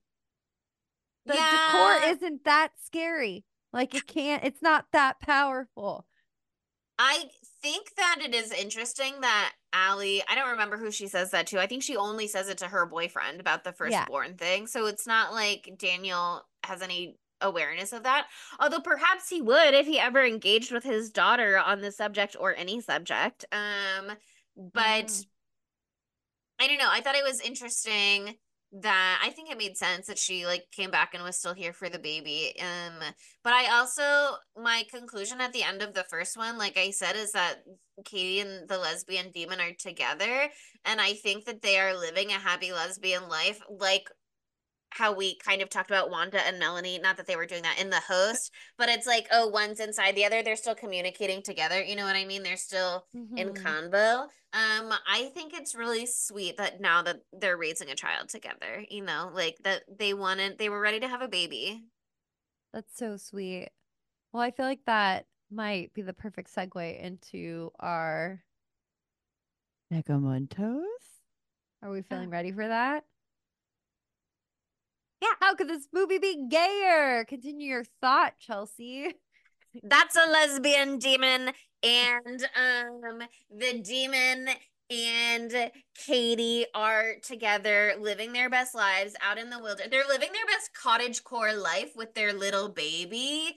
They're off the grid, but that doesn't mean that they're not having beautiful little picnics in the woods. You know what I mean? Just because they were, quote, never seen again doesn't mean that they're dead or anything terrible has happened. It just means that they don't subscribe to the way we do our society. And that demon probably has a lot of other shit to work through from, I assume, a long demon past. So, like, if that demon is going off to live happy family domestic life in the woods, I say bravo. I love that beautiful way of making it feel better that the baby was stolen and never seen again. That makes me feel safer. So thank you for that. I also love this that we're in agreement that Katie is a lesbian, and that her all of her problems could have been solved the fucking last movie if she had gotten with Amber. If we had just Mm-hmm. she that beautiful tall drink of water right there when you have little bitch ass Mika as your alternative. God, I get it. He's like conventionally handsome a little bit, but But like at what listen to the cost? words that come out of his mouth. Look at the purchases he's made with his day trading. They're heinous. It's horrible. He Get out plays of there. guitar. Red flag. Big red flag. Also, I just don't like how big the house is for their needs at this time. It feels superfluous and it makes me He's a day feel trader. He's got money, Monica. He's got to he's flaunt it. let me buy a Hire big a giant decorator, fugly girl. house. Sorry, Oren. I'm so Ugly. sorry Use that your that's day your own trader money personal to home. hire decorator. Yeah, seriously. Do outsource something so you don't try to put your taste on any of this because it went really bad. Except Really I'll take the hideous. leopard. I'll take the leopard carpet and I'll do something great with it. I've got the vision for it. We've got the vision for it here on Spooky Tuesday. You don't deserve that carpet. It's just upsetting. Any other gay thoughts you have about Paranormal Activity 1 and 2? I think Allie turns out to be a lesbian. Oh, I was gonna say bisexual survival alley. I like her as a bisexual just because But give me your lesbian it's a pitch because little I want to hear it. diversity No, of our I think queers. after all of this, she goes she's like, wow, my dad's horrible. Mm-hmm. My He's step, dead also. yeah, like my step aunt's boyfriend, horrible. My boyfriend was horrible. A woman would never do this. Actually, she would believe me. Unless the demon is a woman, in which case she did do. Well, look, she just wanted Katie all to herself, okay? Which is bad actually. You should not isolate people in relationships. No. So the demon has some toxic things to work through, and I believe that they'll get there and they'll have happy, healthy relationship. But I also think Allie could be bisexual, who's like, yes, technically I'm sexually attracted to men, but I will never date a man. Fair. I like that for her. She's got the spunk to be a part of the community. I love her. How sad is it that she goes away on school trip because she thought everything was fine now that they transferred the demon to her step aunt, who she seems to like? She's just Yeah, like, okay, I can go on trip now, no big deal. And then she comes home and finds bodies. Right? That the would be trauma traumatizing, that actually. she 100% it would be traumatizing. She already has a dead mom. Now she's got dead dad, missing little brother, and dead stepmom. It's just a lot of And baggage. missing step aunt. And missing step aunt on the And lam. dead step aunt's horrible boyfriend. Exactly. A lot to unpack She there. comes I home and hope all she four has adults in her a life good are gone. therapist. Yeah, At least she she's still on her has the own. dog. And she has to care for I this hope dog she that still was has just beating Abby. the shit. She's underage. Who's covering those vet bills? Hopefully Daniel has his Who's taking assets in her in? order. I know. Maybe Amber. Maybe Amber takes her Mm. in. Oh my God, I love that. It's beautiful. Okay, it's time for Matthew Lillard. Where would Matthew Lillard fit into these two wonderful films? I He's believe this is not real, but I believe in my heart that I'm deciding right now. He plays the demonologist. He just got cut from the film. I would have yes. loved to have seen him as the psychic though, where he's like, no, sorry, I gotta can't be. bounce. Yeah. I can't be here. That would have been so good. Love him as the install cameraman, the camera installation man. Mm. He's like, this will be a great angle. He looks like a motion detector. But he would have interacted with Christy about her great idea to put a camera in the bunny. And he wouldn't have been a dick about it like that guy was. So, because Matthew's that kind of a guy. He's a great guy. He's a sweetie. But yeah, we need him in the found footage world. It's time, Matthew. Make your I would debut. love to see Matthew Lillard playing himself in a found footage Yes. horror movie. I was just about to say, I would love to see Matthew Lillard playing himself as like the host of a paranormal investigation show where shit goes wrong. And so like it is a fictionalized movie, but he's Oh, playing yeah. Matthew Lillard as like the host of show. I love that. I love that. Well, now that he's going to be the host of Spooky Cake Show He'll or have whatever, hosting Killer experience. Cake. So close. Exactly. It's gonna be perfect. Okay, that leads us to dumb bitch, Mika and Daniel. Yeah. It's so easy. I've never seen a bigger dumb bitch than these two men. I mean, Glaringly obvious. it's just like I was screaming it the whole time. I would say that Mika in particular deserves an upgrade. Yeah. To a word stronger than bitch. I was calling Yeah. him a dumb cunt the whole time, and I think that that's what he deserves. Well, we talked about this earlier. Daniel is a dumb bitch because he's dumb as fucking rocks and he's a bitch for the way that he treats the women in his life. Definition Mika of is not just dumb, not just a bitch, but like actively is being like a come fight me bro kind of guy with no ability to aggro. actually fight back. And so Yes. it's just bullshit. And he's like Idiot. this I hate him so. To me, it's like Daniel is a bad partner and Mika is actively being stupid on purpose. Yeah. He thinks he's so smart that he just like exacerbates everything. Like, how long is their haunting thing happening? Like 3 weeks or whatever. Like, they could have had months more if he hadn't pissed the demon off so much so quickly. He so refuses to even engage with the possibility that somebody might know something that he doesn't. Yep. Dumbest bitch that I've seen maybe on the podcast. Like up there. Like high up there. I maybe one of my most hated characters ever. Just It because he's made so me hate infuriating. Katie a little bit because she could stand to be around him, and that's not That's how nice. toxic Like he is. Like his stank is bleeding onto other people. That's not good. anytime she laughed at one of her jokes, I was like, we would never be friends. What are you doing? Yeah. I Well, would have she to cut you out obviously of my life. Yeah. She also obviously has a lot of childhood trauma, besides demon stuff, and they're both dating fucking Yeah, square it's not her douchebags. fault that her boyfriend is such a terrible partner, but I was like, why do you think he's funny? How dare you think that man is How funny? dare you think he's funny? How dare. I guess I have to choose to believe that she's conditioned to laugh at men's jokes and be sweet because otherwise I just have beef with her. Give her the benefit of the doubt. She's having a hard time right now. She's having a hard time. Or I'm she's trying to having be a great sympathetic to time. her experience. Now she's having a great time. They've got Or a baby. she's They're got a raising lesbian family. inside of her, and she's got a baby, and she's happy. She's like, I'm a little sad about my sister, but my sister wouldn't have let us take baby, and we really wanted to raise baby. So Gotta do what you gotta do. Okay, that leads us to our knives out of fives. What did people think about these movies, Chelsea?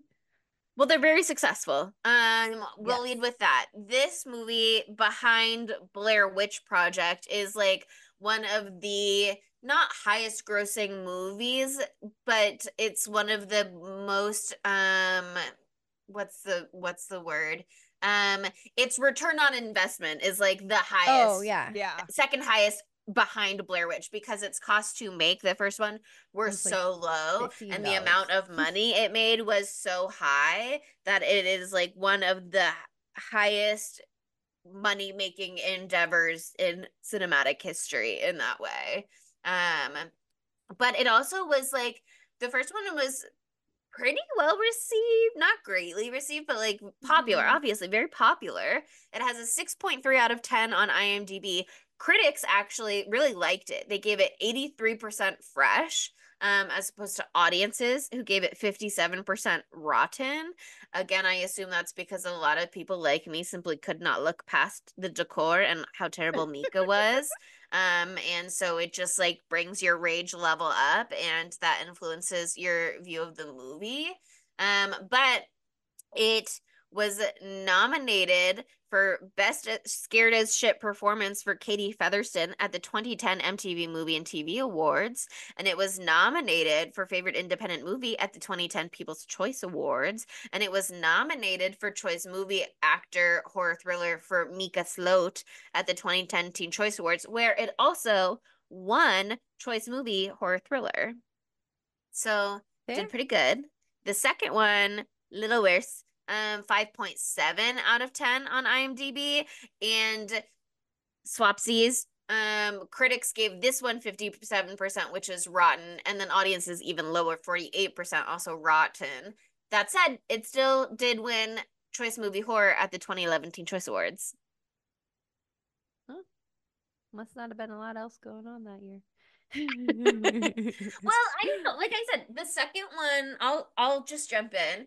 I think the Yeah, go for second it. one is a better movie in a lot of ways. Um, I did not like the way that the lore interacted with the lore from the first one because I really thought the lore of the first one was so interesting and the way that they set it up as like Mika is escalating, that can still be true. Um, but I thought it was really interesting that this was something that had been like sort of pseudo stabilized for her until Mika came along. And then to retcon that, and the second one did frustrate me. Um, Again, I do think it's one of those things where it's like you want to do a sequel, your options are limited by way of like what the first movie ended on or the resources you have, so you have to get a little creative, and I think they did a good job of getting creative. While we were Mhm. watching, I did try and go find the trailer for this movie, and I only found the first trailer, so I don't know what like subsequent trailers followed. But they didn't really show you any of the people in the movie very much. They just showed you like one or two of the scares and a lot of footage of audiences from the first movie being like, you wanted more. So I think if they did Classic. a sort of bait and switch to a degree of like, oh, you want second Paranormal Activity movie, we can do that and we're upping the stakes. And oh, guess what? Actually, this one is still involved with the first one. Katie's popping up and you don't know what the capacity is yet. I think that's interesting. Um, my view of the first one really is so colored by the fact that I can't look past how angry I get watching it. Both with Mika, with having to view that decor the whole time. I thought good for being a very low budget found footage movie. Like I probably would give it a 3.7. Um the second one I probably would give like a 3.3 because well again a lot of it I liked more actually. The way that it was like in conversation with the larger picture made me like the larger picture less. Okay. Fair. That's totally fair. I think like talking through these movies has made me like them less, which I hate when that happens. Um, but not to say it wasn't a wonderful conversation. I really enjoyed it. But I I liked the first one better. I really did. I liked the first one better. I love the simplicity of it. I think it's a simple concept executed simply, and I think the rage that I feel towards Mika is part of it because it's like injustice, and it's part of the horror to me that like it's so clear that we as an audience can see all these things and how wrong Mika is, but he is being so defiant and so stupid, that's part of it. That's why it's there. Of course, also there is a long-standing trope of dudes not believing women in a multitude of ways, but also when something mystical, whatever happens, because they're like, I am grounded because I'm a man, blah, blah, blah. Shut the fuck up. Okay, I'm there's a not ghost. clouded by my There's a emotions. demon. Can you Maybe you just should be in touch with your emotions. Have you ever considered that? yeah, then you maybe would be still fucking alive at the end of this movie, bitch. Anyway, What if you went to therapy for once? exactly. I'm in Please. bed But with an idea. I honestly was also very unsettled by this movie. Like the way that they make your body like vibrate with the sound when something is about to happen. It is very unsettling. It gets under your skin. I like that it does turn into a demon thing, yes, but it's also just like what goes on when you're asleep. And I think that just as a concept in and of itself is really scary to think about, that there could be these forces that you don't know doing shit in your own house. So I think it's a very effective movie. I understand why it had all the hype. I understand why so many people loved it so much, and I get why it's divisive as well.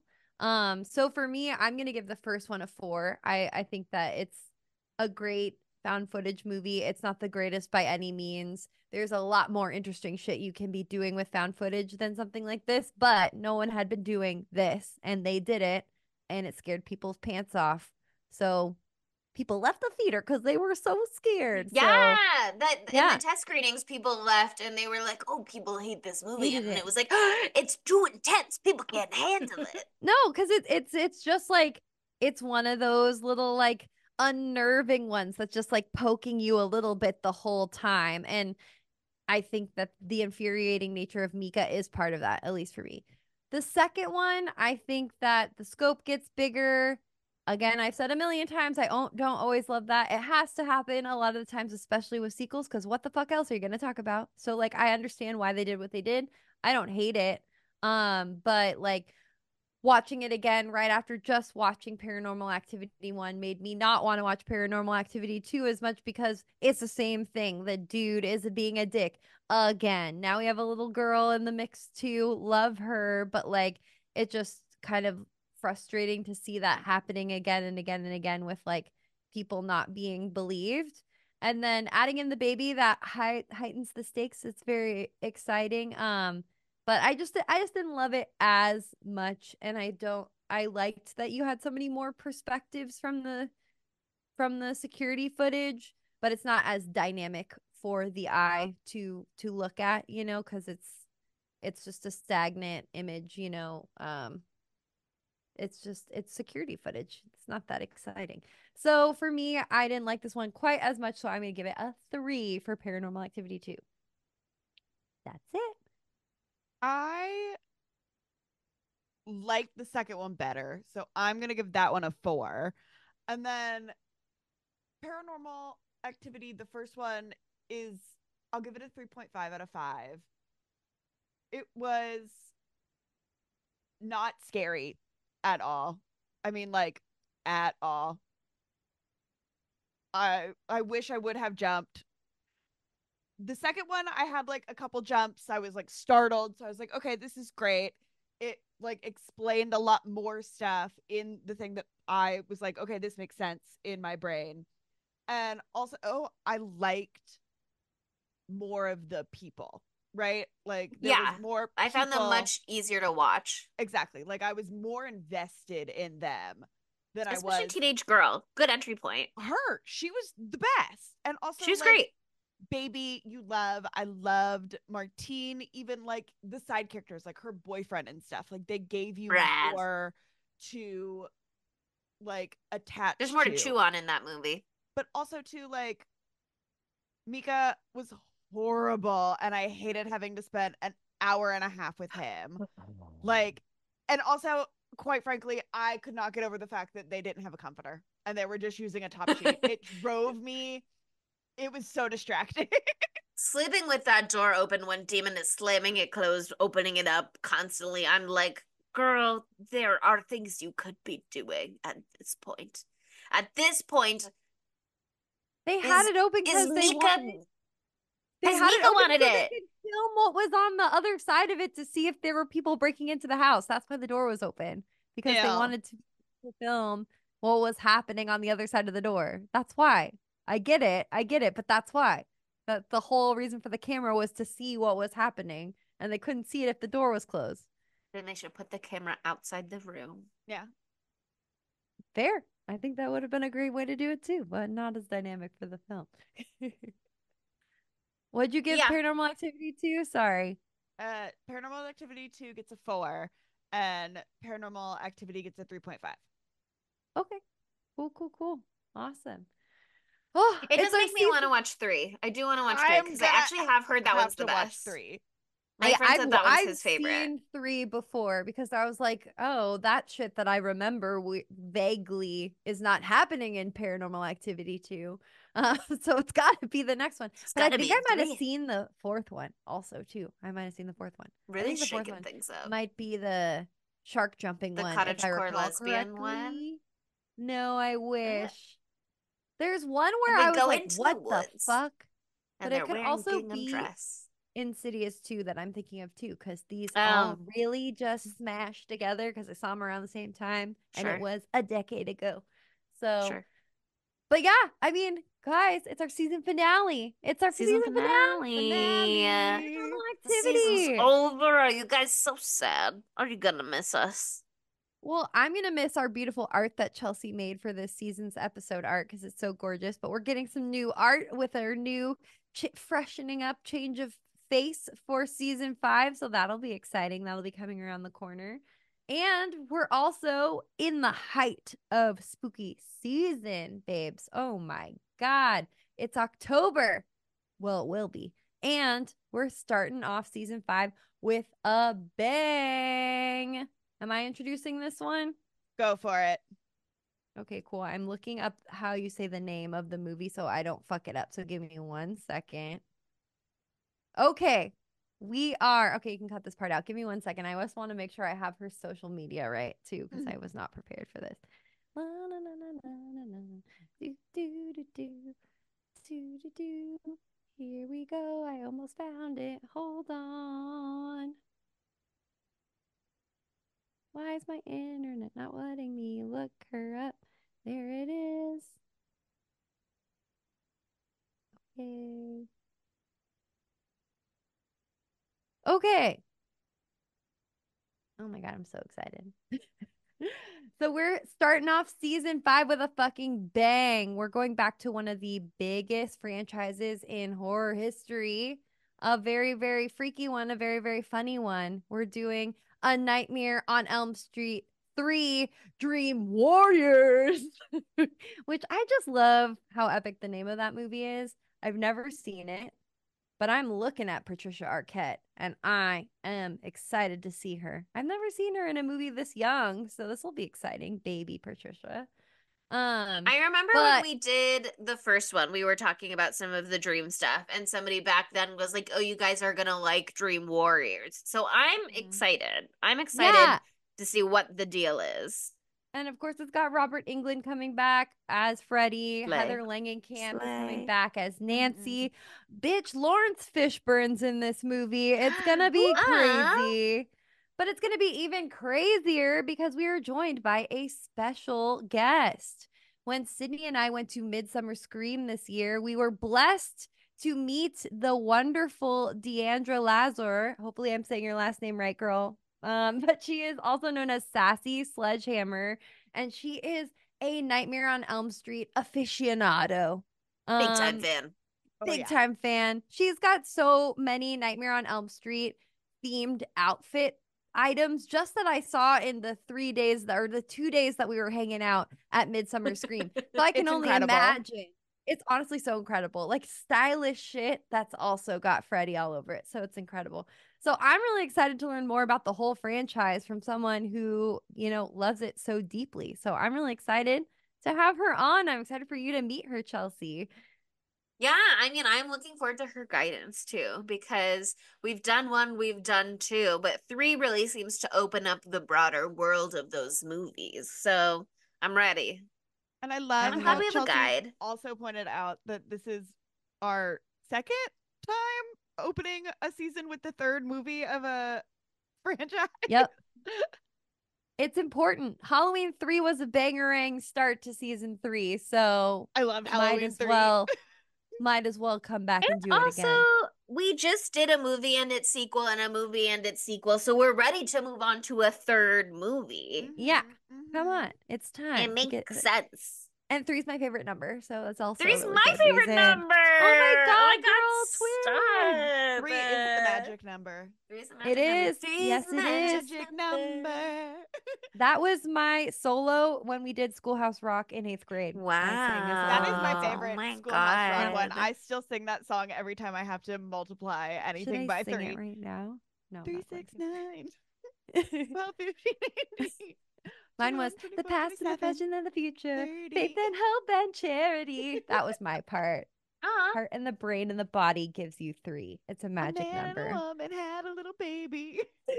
Yes, I love this song. Okay, It's a we're gonna sing the whole song. Let's go. banger. Put No. it in the show notes for next week.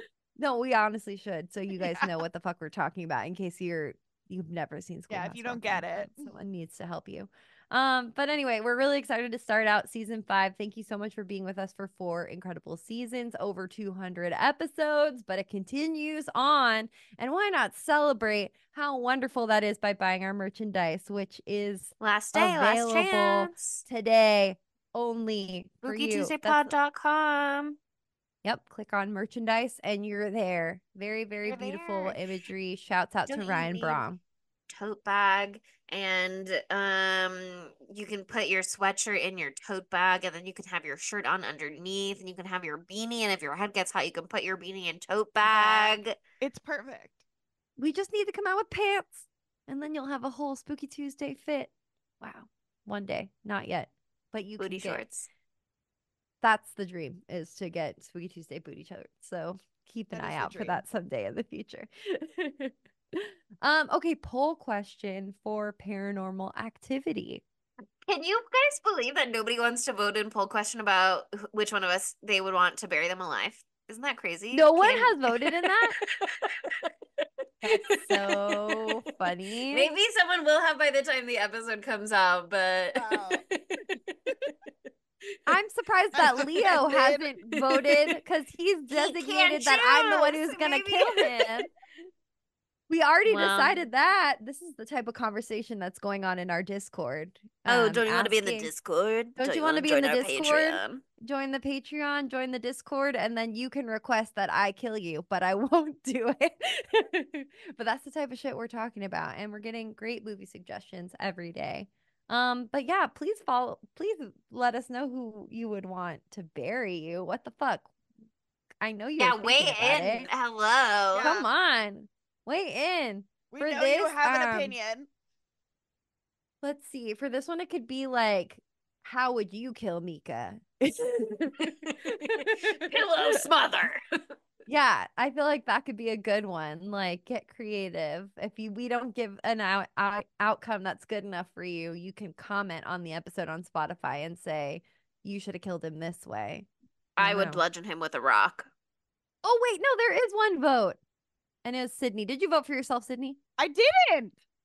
It's Sydney. Somebody put Yes. one vote, Sydney and they couldn't said bury herself. Sydney should bury you alive. So anyway, I'm good with a shovel, just saying, and I'm very discreet. Doesn't seem like it, but whatever. I'm it's fine. lazy, so I would do a bad job, but maybe you want your body to be found. Am I burying you Yeah. in a If cemetery you have or am I second burying you in the thoughts, woods? if you have second thoughts, you're gonna want to crawl your way out of there, so you don't want it to be packed too tightly. So Chelsea could be a good one for Piss you. and shit your pants. Anyway, Piss and also, shit. Jesus Christ, we're going back to I saw the TV glow. Also, if you want to give us a little, wow, season 4 was so good. Wow, here's a gift. You can give us a 5-star review that says exactly that.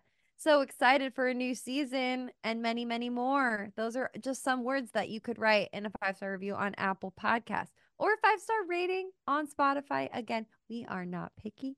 And why not follow us on social media? We're at spooky_Tuesday on pretty much everything except for Facebook and Tumblr, where we are Spooky Tuesday Pod. Once again, speaking of Spooky Tuesday Pod, put a .com after that. You'll find everything you need to know about us, including our merchandise and our Patreon. And we're on YouTube. And once again, we have been growing like crazy on there lately. We really appreciate all the new subscribers. But if you want to see us today looking like ourselves, but very hot and very season Whoa, finale-y, crazy. We whoa, we're wanted to be wearing ourselves with you. merch. We feel so comfortable with you. Our hair looks really good today, I have to say. As a collective, we're all having a good hair day. So that's something to look forward to if you subscribe to our YouTube. So check it out. And I have to say, at the end of the day, thank you so much for listening. Thank you for an incredible season 4. And we will see you Mwah. next Tuesday. Mwah. Bye, spookies. Spooky Tuesday was created by Monica Height, Sydney Thompson, and Chelsea Duff, and edited by Sydney Thompson. Our gorgeously spooky tunes are all thanks to Tamara Simons, who you can follow on Instagram at Great18. That's GR818_. And our podcast art is by Ryan Brom, who you can follow on Instagram at Ryan Brom Art. That's RyanBrommArt. Learn more about Spooky Tuesday at spookytuesdaypod.com and subscribe to our Patreon at patreon.com/spooky_Tuesday.